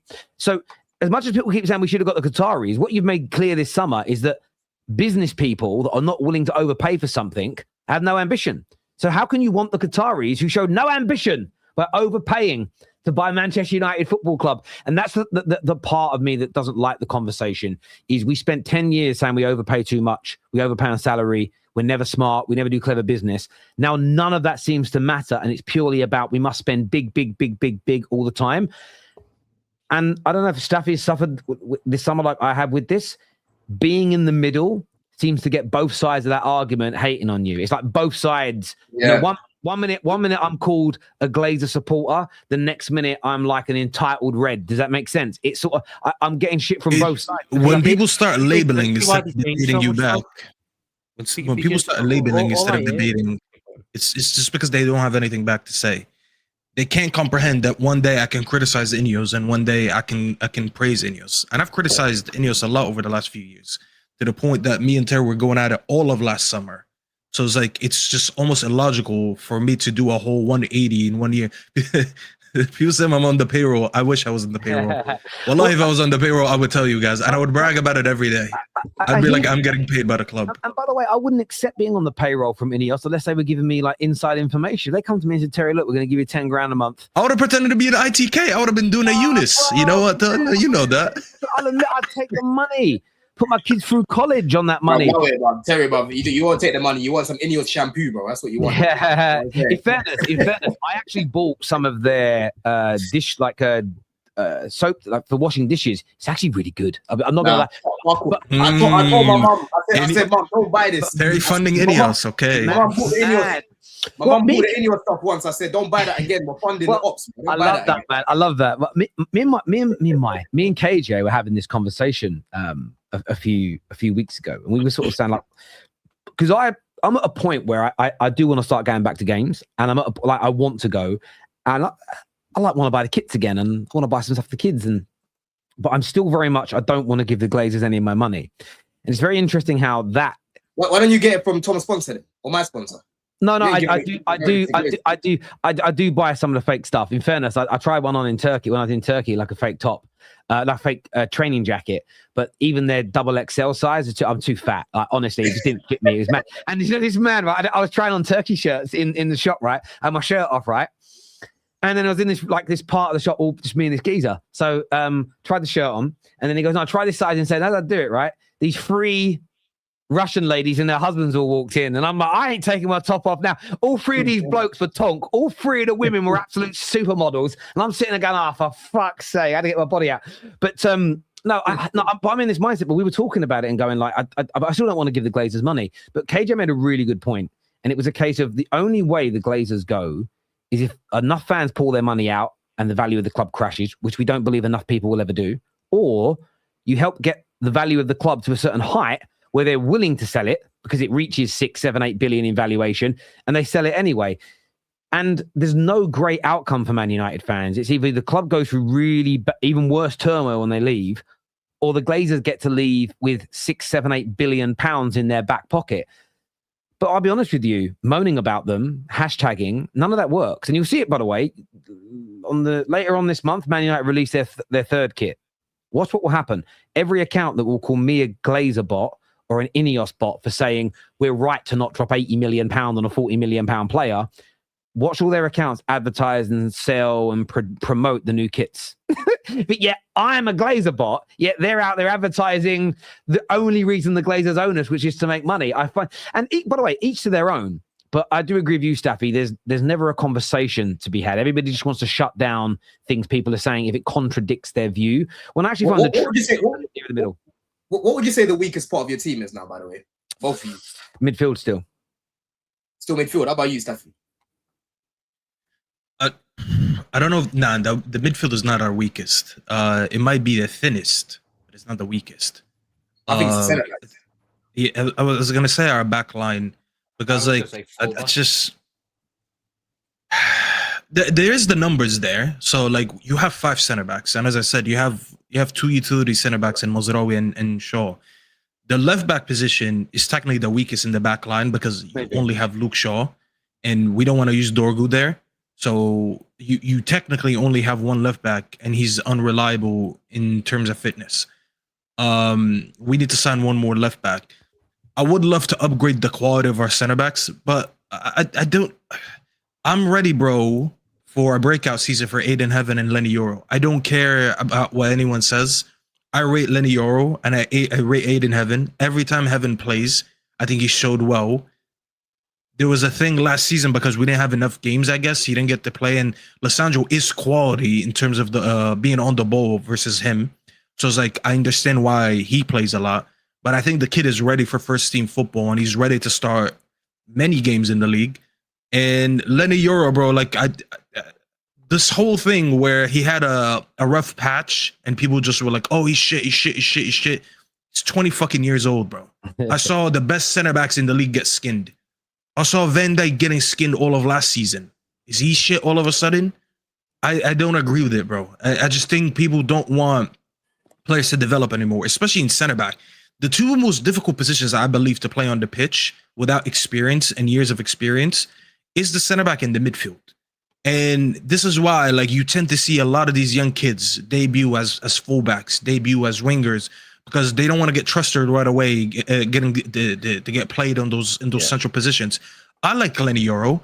I like the raw talent that he possesses, and I think he's our future in center back. Anyways, I just want them. We need to. If we were to have a successful season, a lot of it's gonna come from them two playing a big role and being counted on to play in those positions. But that's what we signed him for. I don't understand why 2 years ago we signed Euro for as much money as we did, and then 2 years later we're meant to say, oh, go get another center back. Like, what was the point of signing him? Just sell him then and go sign another center back. I hear what you're saying on left back. I did want to address this before we move on to the Arsenal section, but it says, according to someone on this show, Man United will finish will be finishing second this season. Is that must be? Bro, just say my name, bro. What do you mean, according to someone? I said it. I said on my channel. I tweeted it. Bro, you want me to wear a shirt of me saying it? You know what? People, I've realized this about YouTube. So many people are scared to give predictions. And I don't understand why, bro. It's like, I was saying this yesterday because I was on Saeed's channel and people were like, oh, we'll clip you. I was like, bro, what is the worst is gonna happen? You're gonna go to my mother and you're gonna show her a clip. Look, your son is sitting here predicting United if you finish second. You should be ashamed of your son. Brother, I don't give a fuck. If United don't finish second, they don't finish second. Trust me, I'll be okay. That's my prediction. Why are you predicting? I look at everyone around us, and everyone that's not named Arsenal, I don't think they've had massive business better than us, or their business made them all of a sudden better than us. I look at City, they lost. No one has suffered more losses than City. They lost an old-timer in Pep, and they lost a Ballon d'Or winner in Rodri, arguably the best midfielder in the world. No one has factually taken a bigger hit than them two in the league, all right? So you take them out of that. Tom, I've already made my opinion on Liverpool heard. I just don't rate you guys. And I think if you guys are to have a good season, it would be because Areola really coached his ass off. Yeah. Because I look at your team and I look at, obviously now your post-Salah era and all that, and the signings that you guys made, I just don't think you filled the holes that are missing. Your midfield, I really, really don't rate. I feel like if you maybe would have signed a Wharton or something, I would have rated you guys more. And then I look at your front line. Ekitike honestly was your glue last season, and him being out he's pretty much not going to play this season. Like, if he does play, we know about that injury and what it does to athletes. Maybe he'll get a little bit of a run at the end of the season, but he won't play any major impact whatsoever for this season. So you're going into this season with Isak, who is not looking like the Newcastle Isak, and your wingers. I mean, you're talking still about Gakpo. You guys are being quoted 100+ million for Barcola. It's not looking great. So it's like you guys are not in a position where you can confidently say, like, you'll be better than last season. Maybe just the improvement on the coaching should make you better, because that's how much of a bum the manager was. And we rate Areola, but we'll see. He's still coming into a new project. And then you go to Chelsea. We can rate the signings that they make in isolation and the sales. There's a lot of uncertainty, bro. You guys are going on this merry-go-round every summer where you do good business, but there's a lot of uncertainty in the team, a lot of unsettled players. You need to adapt to new things, managerial changes, role changes, formation changes, and we don't know how it's going to hit. I'm not ruling you guys out, but I just don't know. There's nothing to go off. But then you can go to United. Hold on a second. Why again, this is what I said last week, bro. You're only focusing on our signings. Why are you not talking about the players that underperformed last year, bro? Talking about who? Why are you not talking about guys like Palmer and that? Guys like Palmer, guys like Caicedo. Palmer's not even coming off a good season, so why do you want me to talk about Palmer? Yeah, but what if he improves? If he improves, we're a much better team. Of course he can improve. I could have that with my entire fucking team. With my entire team. Wait, of course he can improve. Your Chelsea take has been focused on our business. You haven't mentioned a single thing about our players that underperformed last season who could improve next season. Yeah, but I'm expecting that's fine. I'm expecting them to perform well. But like, so you think at their best, Palmer and Caicedo at their best, you still think that you're going to finish above us if those two are performing? I think we can. Listen, if I predict second and we finish third, it doesn't really mean that my prediction was bad. Like, that's fine. Like, you can predict a 1-0 and then the game ends 2-0. It's like it's still a good prediction. The reason I'm predicting that is because of the way people are undermining this United team. We are coming off of all the teams that I just named, and that's why I said Exclude Arsenal from anything that I'm saying right now because they won the league. This conversation does not include Arsenal. When you look at all the other teams, we are coming off the best form from last season to this season. We're the only team that actually has the same gaffer that they had last season going into this season. Every other team that I named just hired a new manager. I'm taking all this and I'm taking our form and I'm looking at the couple of dishes that they made. And at least my logic is consistent because I generally didn't rate our midfield with Casemiro in it. I've been saying it for 3 years. This brother, I do not rate. I don't thank you for the goals. I need midfield duties. I'm looking at Ugarte not playing this season. Technically, he's been replaced by Santos. And I'm looking at Casemiro. He's been replaced by Tielemans. We have generally went from here to here in terms of it being a midfield that keeps the ball. And if anyone doesn't agree, that's fine. But at least for my logic is consistent because I generally thought that Casemiro was one of our worst midfielders last season. Or not last season, but in terms of like ball keeping ability, he's one of our worst midfielders. So if you've moved him on and you brought Tielemans, that's already a massive upgrade in terms of how we're going to keep the ball. When you look at what the manager's been saying and how he wants to play ball, he wants to keep the ball, all that stuff. The signings, even if it's a marginal improvement, it is an improvement on a team that's already been on the best form since Carrick came in. Not a single team has gotten more points than us in the league since Carrick came in. So where's the drop-off coming on all of a sudden? I'll tell you where everyone thinks the drop-off is coming on all of a sudden is that we're going to play an extra game in a week. I had someone tell me yesterday, can Yuri Tielemans play 3 games a week? This brother just played a Europa League final. People are so dumb that they forgot that Tielemans wasn't even on our squad last season. They're saying that we didn't play midweek games last season, so we don't know how it is to play in Europe. But then the players that we just bought that played in Europe last season, all of a sudden they can't play in Europe. And by the way, as if some of the players that we have in this team didn't basically spend 99% of their career playing in Europe. As if Bruno never played Champions League or Europa League football. As if Meno in his young career hasn't played Champions League or Europa League football. As if all these players that we have in our squad didn't come from teams that have been in Europe. So all of a sudden it's a foreign concept. If anyone's logic that we finished 3rd was because we didn't play midweek games, so why the fuck were you not 3rd when Emram was there? I'm sorry. It is the laziest and stupidest narrative I've heard because playing midweek games, I agree, will impact us in terms of fitness and rotation. And that's why I'm worried about how thin some of our areas are. I do want one more midfielder and I do want one more center back / fullback. But this idea that we only play good football when we have 5 days rest is just illogical. You don't play better football when we sit more days. And if that's the logic, Terry, and I'm going to leave it at this. If that's the logic, I'm okay with it. But under one circumstance, you guys have to promise me that Chelsea will finish top 2 minimum this season because they're not playing midweek. So if it's just as simple as no Europe means you do well in the league, then I want to see Chelsea finish top 2. And if they don't finish top 2, then the logic is wrong. That's a massive factor for me, Staffy, why I'm saying, bro, use that to your advantage because there's 9 teams, I swear, that are in Europe. But see what you said? But did you see what you just said? You said it's a factor. Use it to your advantage. You didn't say it's the whole reason. You didn't say it's the focal point. Okay, you don't sit here and say, I think when people ask Don, why do you think Chelsea can what did you say? You want them to be ambitious enough to compete, right? When you explained your take when Terry asked you earlier, none of the reasons that you listed was, oh, we're playing once a week. We should be capable. No, you were talking about Xabi. You were talking about the type of recruitment. You were talking about the change in the ideology of recruitment in general from the last few seasons to this season. And then you said, well, playing once a week is an advantage for us because we'll be more rested. But it's probably, if I ask you for a percentage, you'll probably give it, a 10, 20%? But then everything else is built on talent, on talent ID, on coaching, on the players being good enough on the pitch. And this is the frustration that I have because it's just not as simple as saying less games means more success in the league. So why the fuck do the teams that sit in the lower half of the table that never play Europe never finish in these hard positions? Am I meant to expect Coventry and Hull City to do well next season? No, I'm not. I hear you. And just because we've got a few more super chats to do before moving on, I don't want to run out of time. But on top of that as well, where we struggled when we rotated in the midweek games last year under Carrick was when one of Cass or Mainu missed the midweek game. That was when the problem happened because the midfield had its issues. This here says, thank you, Staffy. There are 3 games. The 3 games a week is a myth. Do you rather Man United attackers and defenders over cities?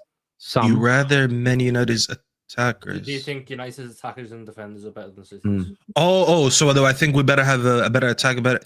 Attack. I mean, any attack that has Haaland, I have to. I can't really speak on it. I do rate our attack though. I think our attack is deep, and we do have good players in it. So even if we're not better than City, I think we still have a good attack. Their backline is not good either, bro. Let's just be really honest. It's just not that good. AMT says, did Carrick have pressure or not? There was definitely pressure when he came in, mainly from Man United fans that said it was going to flop and fail. Everyone at Man United always has pressure. Too big a club. He has some tough games as well to walk into, boy. I'm shocked at the way Man United fans twerk for heaven. The same heaven my club sold and could perform. Man United need Cuti Romero. You can't praise a player now. You're twerking. I'm not surprised because you've got a lot of centre backs in your books, but that's someone that you lot should be looking at, really, to be honest.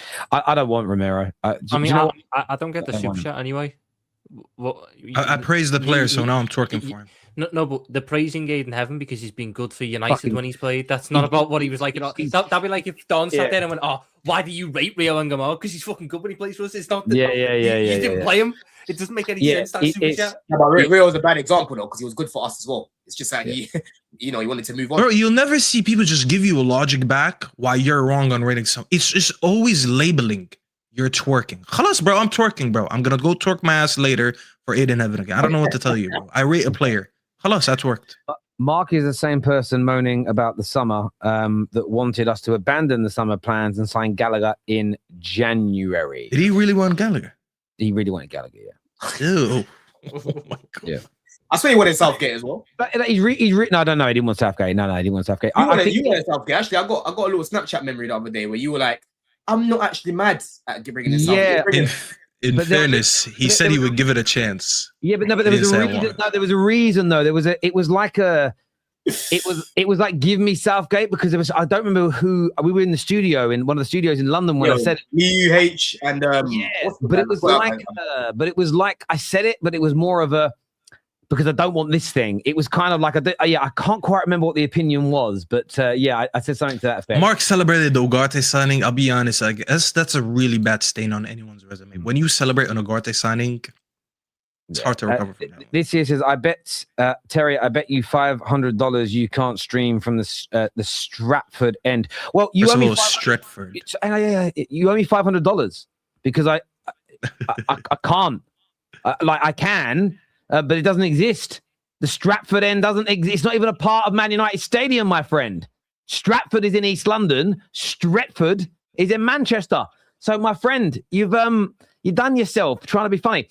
Moving on. Stratford is a player that plays for the LA Rams. So if you go and stream with him, then there you go. There we do it. Maybe there's I lived in Stratford for a while. Maybe there's a Stratford end, like a road or something in Stratty. On Arsenal, what do you guys think they should do now? Because obviously Tom's big prediction that they were going to get Vinicius Jr. didn't happen. And his prediction was right. Are we going to let Don get his moment? No, we will. His little shamelessness. We will, but let me just preface the second part of the question as well within this. So they haven't got Vinicius Jr., which we're going to touch on, but there's been links today to Yildiz bid coming in. There's links to Alvarez, links to them trying to hijack Barcola, and there are some thoughts amongst Arsenal fans they might just end up a last-minute loan for Rashford at the end of the window. So I want to get your opinions on who they should pivot to and what they should do. But of course, Vinicius Jr., it didn't happen. People like myself said it was always likely that he would stay at Real Madrid. I think, Don, you said it would never happen. Tom said it would. But Don, over to you, my friend. Bro, I just, listen, it was very obvious what was going on, bro. Some Arsenal fans were using a lot of copium. Oh, we got Ozil, though. Different situation. Ozil was not as important for Real Madrid as what Vinny was. Because if you remember, Ozil was being pushed out of the club at the time, bro. He wasn't guaranteed to be in that 11. You know what I'm saying? Vinny just wanted to feel valued, bro. That's what it was. And he used these lot to go get more money.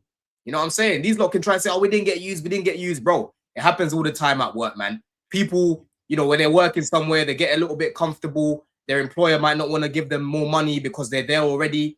They start looking for jobs elsewhere just to, put a rocket up their employer's ass. And then when they get an offer elsewhere, they come back. And as long as they're important, they always get counter-offered, bro. You know what I'm saying? They always get counter-offered. And that's exactly what's happening with Vinny. There is no way in football today that we're going to get rid of that guy when the only replacement really would have been Kvaratskhelia. You know, I would have been shuffling Terry maybe if they bought Olise. If they bought Olise for the right, then I would have been like, yo, I think Vinny could potentially happen because at least they've got someone else in the team that can put up those numbers. If you get rid of Vinny, bro, and you're not getting Kvaratskhelia, who are you going to replace him with? Diamonde?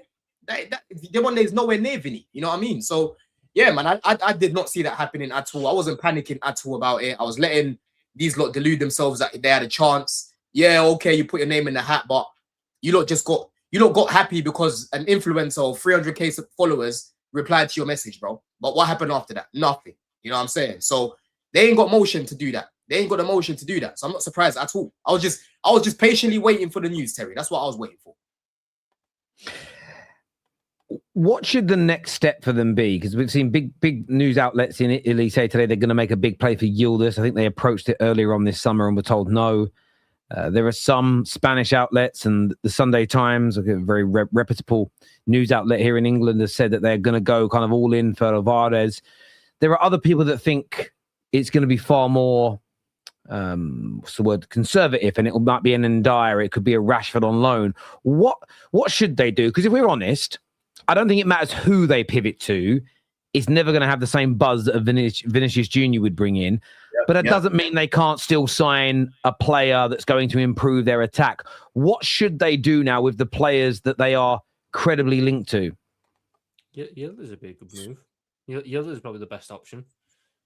All the other one, the thing is, you just signed a new contract on.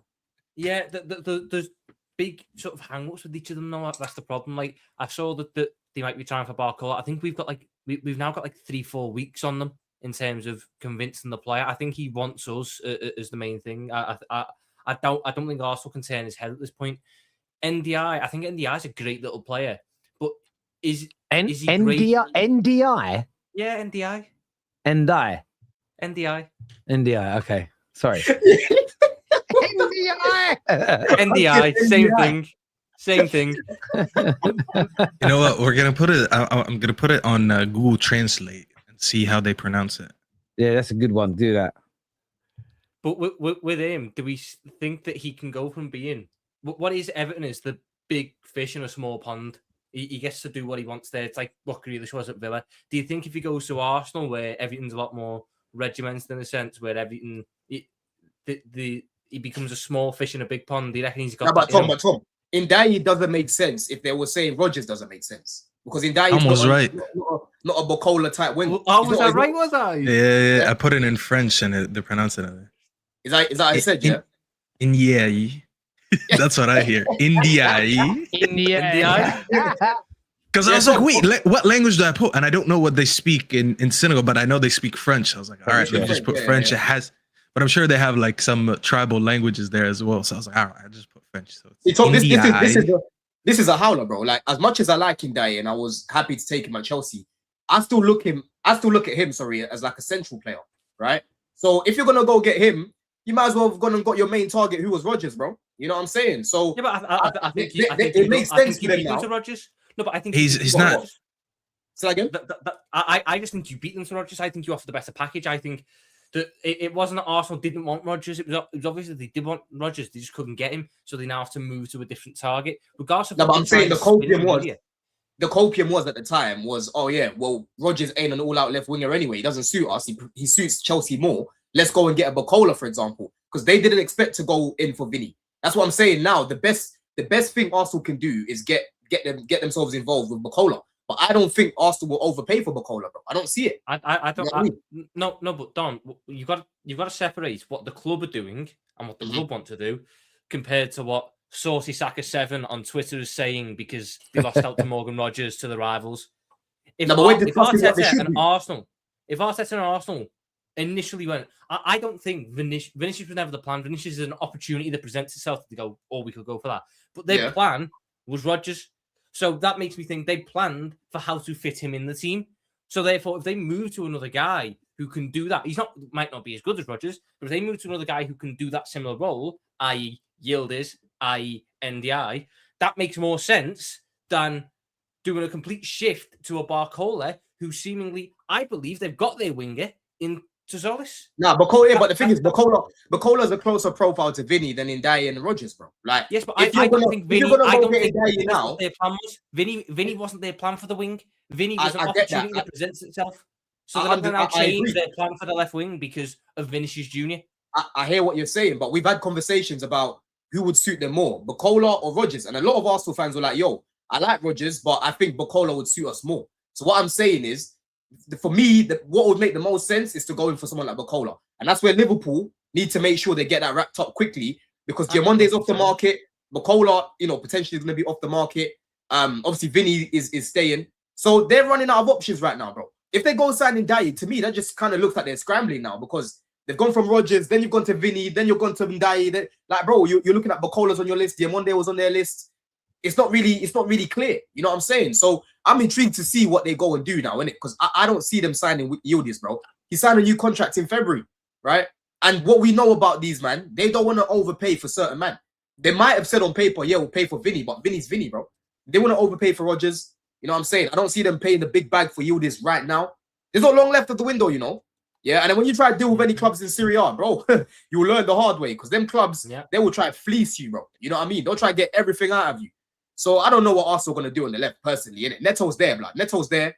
Man are laughing at me. Stop and that. trying to sell Neto to Arsenal. Nah, bro, it's there, bro. It's easy. Easy, man. They've got our they have our bank details on speed dial. I keep reminding you this, right? They've been linked to him before. He knows how to work off the ball like what Arteta likes. He likes to cross the ball like what Arteta likes. Get involved with Man City, bro. I'm not even trolling. I'm being dead serious. I see them moving. I reckon they'll try for Yildiz because that's the best option left. The Alvarez one confuses me because Alvarez doesn't fix the problem. Alvarez is a lovely... It's like you've got a broken door and what you do is you buy a brand new window. Yeah, the window's lovely. The door's still fucked. Alvarez fixes your striker problem. Yeah, Gyökeres has problems up front. You're the best striker on the market potentially, and Alvarez, great. You're still playing Martinelli on the left. Everyone went into this summer with left wing as the problem position for Arsenal. For me, I think they try for Yildiz. If they can't get Yildiz, they move on to NDI. If they can't get NDI, then I don't know at that point. I don't know. I think it's just NDI, but can I ask you guys a question on maybe sorry, Nico Williams? Maybe Nico Williams. Yeah, before I go to he makes 300k a week, Tom. Who? Nico Williams. Yeah, well, this is what I mean by value. This is what I mean by value. 300 bags a week. This is the thing about this is the thing about value for money. And people go, it shouldn't matter about the value for money. It should, because you waste your resources. It's wasting. If you spend £90 million buying a player and 300k a week, and you're getting 8 goals a season, you're wasting your money. Because I think some academy players could give you that output, and you can invest that resource elsewhere. But by the way, he's the 6th highest paid player in La Liga, by the way.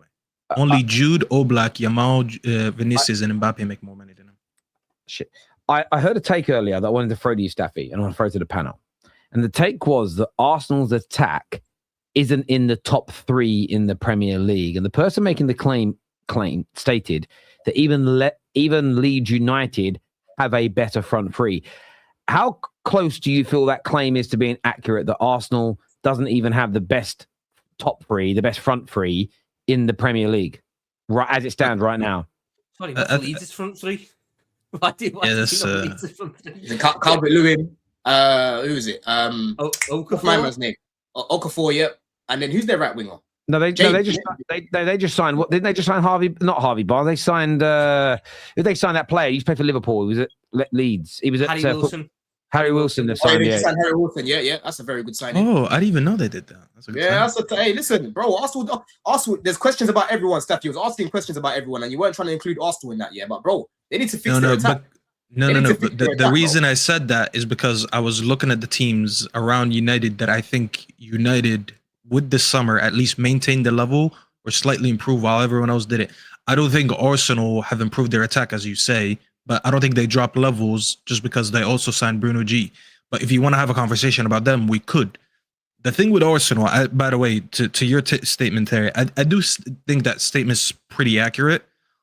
Because it's been my stance since last season that I don't think they won the league because of their attack. I think they won the league in spite of their attack. And I don't think when you win a trophy, it necessarily means that every department contributed to it to the same amount of level. It's rarely you find a team that's complete from the back to the front. So I look at them and I'm like, we can all agree that their best department was their back line and then their midfield. I think their front line was honestly like a minor contributor to what they did. And I've had this discussion so many times with Arsenal fans, and I feel like the tribalism gets in the way too much. Like, I don't think Gyökeres, as an example, did anything significant last season that it couldn't have been replicated by any other striker. But then people say, oh, but he was technically the top scorer in the league. He scored in 8 of his 38 games. Like, I'm sorry, that is such a low level of contribution. Yes, he kind of, I don't want to say stat padded, but like he kind of stacked his goals in certain games. Like there's games where he would have like 2 goals and an assist, man of the match, but then he'll go 5 games without something. So like when you technically spread him out, like the goals to game ratio really wasn't good. And if any Arsenal, honest Arsenal fan is sitting here, would tell you that the end of the season, we started seeing Kai Havertz as soon as he came back, starting games over him. I swear Kai Havertz started the final over him. You've got to look at the way that Arsenal fans were talking about him as the season went on. When he came in, he was the solution to the problem. He's going to score all the goals. Arsenal have a goal scoring problem. Either top striker who's going to score goals. That's perfect. Gets to the end of the season. What's he getting praised for? He runs around a lot. He gets stuck in. He wins. He occupies defenders. I was hearing that, and I used to debate that. I'm like, he runs the channel. He runs the channel for Arsenal. Like Tom, when I used to hear that, it used to drive me nuts because I'm like, that is the least I should expect from my striker. I want you to be good enough to occupy defender. That's like me saying Karl Anthony Towns gets rebounds. He's 7 foot fucking tall. I expect him to get rebounds. That's the least you can fucking give me. But like their front line is, they won the league in spite of their front line, because like if you sit there and you start naming, who do you think there was their player of the season? Who were they willing to put in player of the season conversations when we were talking about Bruno? I've never heard any of their attackers being brought up. They were bringing up Gabriel, Saliba, Rice, David Raya. Wallahi, David Raya played a much more bigger role to winning the league than their front line did, and that's okay. But the issue is, and I think that's the part you want to talk about, Don. When you go into next season, I think if any teams around Arsenal did serious business where I'm like, wow, they massively improved, I think that would have put Arsenal in danger, because I don't think, based on the way they won the league, should they be going into the next season saying we're content with the front line they have. I think they massively need to work on their front line. I think it's going to affect them more in the Champions League than the Premier League, because there is better teams in the Champions League than the Premier League. But I don't think anyone has done enough to kind of punish Arsenal for not rebuilding their front line, because their front line, I'm sorry, bro, it just really isn't good. When the majority of your goals are coming from like other places, like Gabriel chipping in with goals, Rice chipping in with GNA. Like there's GNA coming from all across the pitch. The front line is just not good. Well, they need to improve that attack, in it, because I'm seeing a lot of them now. They're just kind of sitting there like, oh yeah, we're going back to back and that. And I'm like, the way if I was an Arsenal fan right now, yeah, I would be humble in. Obviously, I'll be shameless at times, but I'll be humble in terms of, you know, what I watched. Because yes, we got over the line, but bro, if they win the league again in the same way, Staffy, where the attack's media and then the defense gets them over the line without a Saliba at the back as well, bro, give these guys a gold trophy, even if they lose a game. I'm giving Arteta a Nobel Peace Prize. I'll give him a Peace Prize, bro. Give them something special for that achievement, because for that to happen, that means that Man United have to be terrible again for you know, most of the season, right? Chelsea have to be even worse than last season, and Liverpool have to be even worse than last season as well. And Man City have to fall off for Arsenal to go and win the league the way they did last year, bro.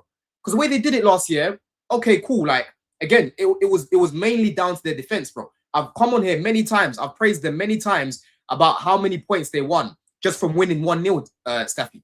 Yeah. They won nearly 30 points from winning just 1-0, bro. Yeah, I believe they won 1-0 like 10 or 11 times. You know what I'm saying? That's crazy. Even towards the end of the season, bro. The games against West Ham and Burnley, and I think they won 1-0 against Burnley. I can't remember correctly, but a few of the games towards the end, they were winning 1-0 because they'll score a goal, right? And then they'll see it out because their defense is so good. But to go and do that again, win like that again, bro, that means that everyone else is messing about. You know what I'm saying? Because, bro, Saka, red zone, Rice, we don't know how Rice is going to be fitness-wise, bro. Saliba, they're still looking at another centre-back right now, right? There's still problems in that team. As much as they've got Arteta, they've got more of a structure, you know, they're the champions right now. I don't know why people are going on like they've got this perfect team and everything's rosy over there. I don't think they have a perfect team. But like I'm telling you, though, they don't have a perfect team. But here's the thing. I think they need to take a next level, but that's mainly to win the Champions League. I think the fact that we're saying all this, but then I'm looking at the teams around them, and they actually I think most teams literally got worse than last season. I don't think Liverpool got better. I don't think City got better. Oh, no, I think United, as I said, I think we maintain level while slightly getting better. You guys are still unknown, and who cares about Spurs? Like, if the only competition was always going to be City, because we always put City in a title race with whoever's up there, City literally took, as I said earlier, they took a massive hit, bro. Pep and Rodri leaving is the worst that can happen to any team. Your all-timer manager and your best player leaving. They will get away technically with it in the league because they just maintained the level at least. They didn't lose any massive assets. Marino's, someone said to Marino in the chat, so I said that. Gabriel, Saliba, Raya, their best player is Rice. And as I said, the double pivot of Rice and Bruno G is a really good double pivot. So they will get away with it in that terms because I don't think anyone has done enough in the league. But Steffi, let me ask you I think the superstar attraction should have been more for the Champions League, bro. You don't want to go to another Champions League final, as I said. And who are you saying? You're saying Neto. Let's just use that example. Last year, I pulled up with Trossard. This year, I'm pulling up with Neto. There's no difference changing. Like, I think they needed the superstar. Remember I said this a couple weeks ago. They needed that superstar signing to finally hit the next phase because, like, the league is weak. I still think it's weak. It's not against Arsenal. It's literally why I'm still putting United in conversation. I'll finish this second. United are not amazing. I just think the level of the league is just not that competitive as it used to be. But, like, if you want to go to the Champions League and compete with PSG and them guys, and now Barcelona are going to be a threat with Rodri, like, you're going to need to hit that second phase where, like, you're a superstar team. And that's why the Vinny thing was encouraging. Yes, they didn't get it, but I'm like, all right, they needed that evolution in their team. I just don't see who can give them that if Vinny's not going there. Like, Yildiz maybe, but I just don't see it. Yeah. Steffi, you said something to me on the phone the other day, right? You said you feel like this season is the first time where you're looking at it and it's all about coaching, right? That's what you said. So I was ready for that take later in the summer, like, but that was gonna be like a different video. Like, that's a bar is gonna drop because, like, we'll see who can coach next season because no old-timer coaches are in the league anymore. Exactly that, bro. It's all going to be about coaching next season, bro. And you look at Slot. Slot came in his first year. A big reason why he won the league, right, was because he coached that team really well. Second half of the season, not so much, but obviously they had a superstar in Salah. They had their key players like Van Dijk, like Gravenberch, like McAllister, all performing, right? Their fullbacks, they were performing as well. So coaching went a big way in Slot winning that league, bro. You know what I'm saying? So again, you know, Arteta's been here the longest, but what's there to say that someone new doesn't outcoach the guy and win the league, bro? I think I'm not just talking about Chelsea here.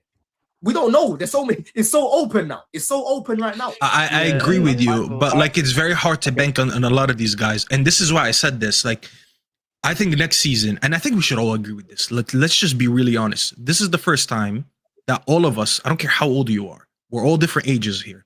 All of us have never witnessed a league where there's no old-timer manager. Terry started watching football when Sir Alex was there. So he was guaranteed, since he was a fucking kid, he had at least one old-timer. All of us with different ages, we watched from Ferguson to Arsene Wenger, to Jose Mourinho, to Pep, to Klopp, a lot of old-timer managers. This is the first year where every top 6 team does not have an old-timer. If the level of experience, the most experienced manager you have is Arteta, and I don't mean this in a disrespectful way because Arteta's only been coaching for about 5 years and he just won the league. If that's the bar, it shows you that compared to the last 20 years, the bar is a lot lower.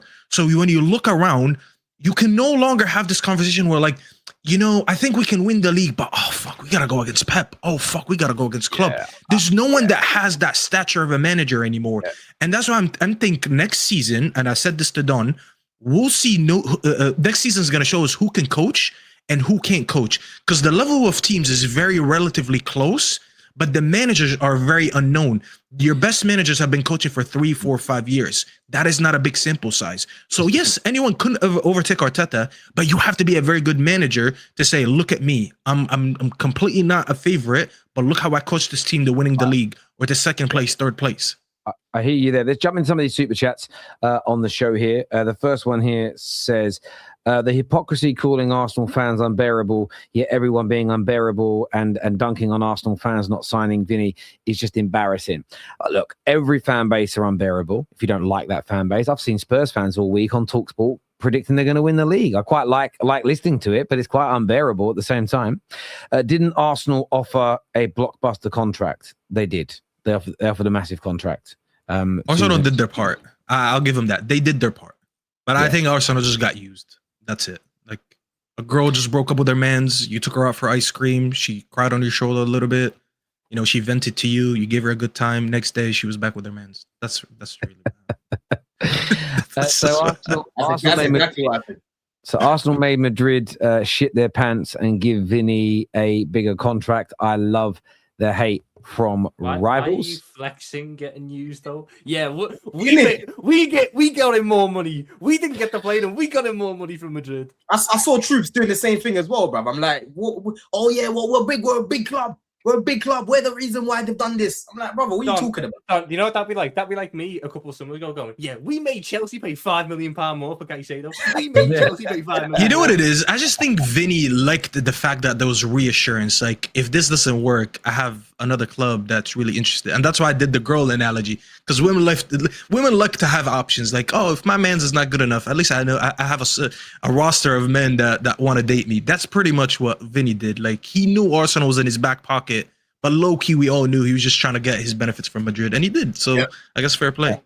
I don't want to see another Chelsea reject at my club.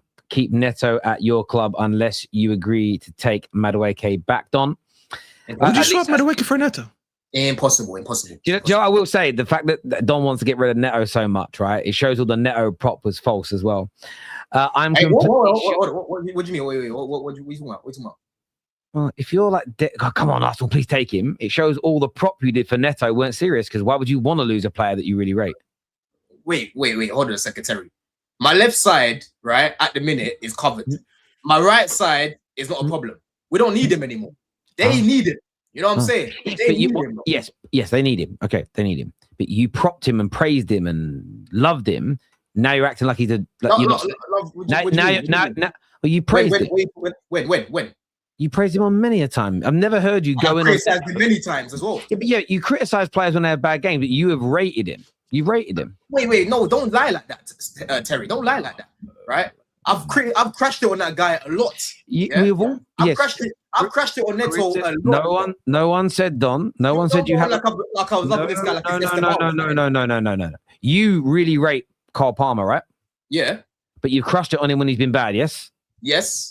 So I don't look at Neto the same way. I didn't say you'd rate him the same way. You certainly have criticized Neto. I don't disagree with that. But I've seen you overall rate him. You didn't talk about him like a Madueke or a Kai Havertz you were desperate to get rid of. Ain't good enough for Chelsea. I agree that you now think you don't need him anymore, but that doesn't make him a bad player. Yeah, but you're twisting things though, because what I've done is when Neto's played well, I've praised him, right? Because there's a lot of people with agendas in the fan base that will crash it on him even when he has a good game.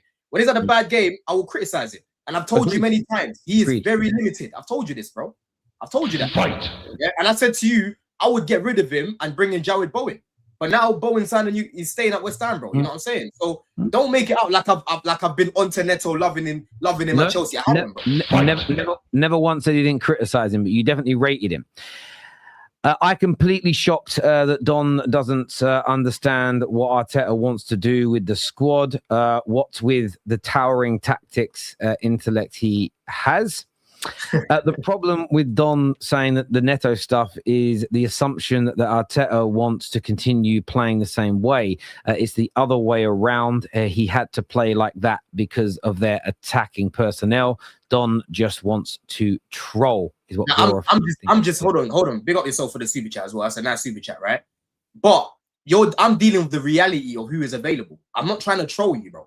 Right? Yes, I might add a little bit of banter in there as well, but I'm being dead serious. Neto is available to leave the club, and I won't be surprised if Arsenal start to get linked too, bro. I said this I told LB the same thing. Look what's happened last week. You could argue the same as you all did with Chelsea underperforming Saka, Odegaard, Moreno, Kai Havertz not fit, etc. Second most injuries behind Spurs. So so cohesive was off all season. That is a fair point. If players at other clubs can improve this year, then there is a possibility that Saka this year is back to his best. Kai Havertz could stay fit and score more goals. Odegaard could have a good season. There is certainly that as well. I think that is a fair point to be made. What humble Chelsea haven't won the Premier League since 2017. You've never been humble, bro. The way that we won the Prem was nice, right? You know what I mean? That gave me real confidence, real boost. The way that you man won the Prem, Lord have mercy, bro. Lord have mercy. Your last day was 2017. I thought it was further than that. 16, 17. This will be 10 years if they don't challenge this year. It'll be 10 years without challenging for the league. Welcome to double digits with me. They're joining us. If you don't.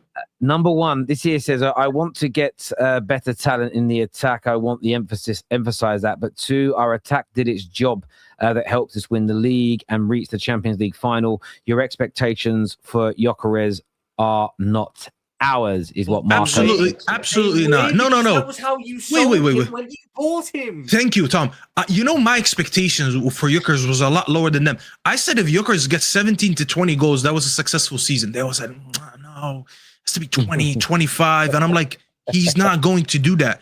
So I actually gave him a better buffer because I gave him more of a chance. They wanted him to do more. He didn't reach their expectations that was higher than mine.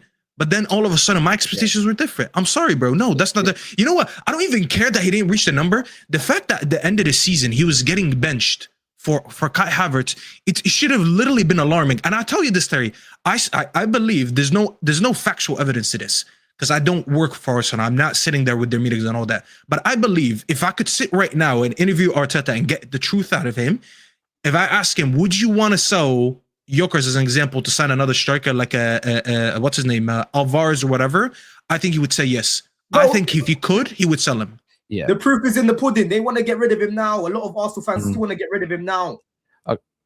This year says that you guys really criticize wins. 1-0s are still 3 points, and no Arsenal fan thinks we are a perfect team. We are trying to improve our attack. Imagine the head loss if we don't sign a primo attacker.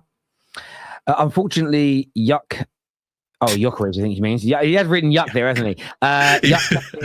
When we were desperate to win the league, we need to defend and not lose the game. Arsenal will attack next season.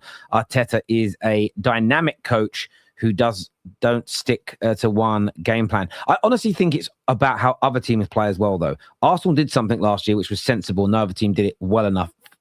Carrick's Man United did it quite well. Is they weren't as susceptible to everybody else to what was a potent counter-attacking league from top to bottom. Wolves got relegated at a canter, but they were still dangerous every game on the fucking counter-attack. So I think if more teams attack this year, you might see a difference from Arsenal. But if teams are all sitting back looking to absorb, I think Arsenal will do a similar thing. And they'll be right to.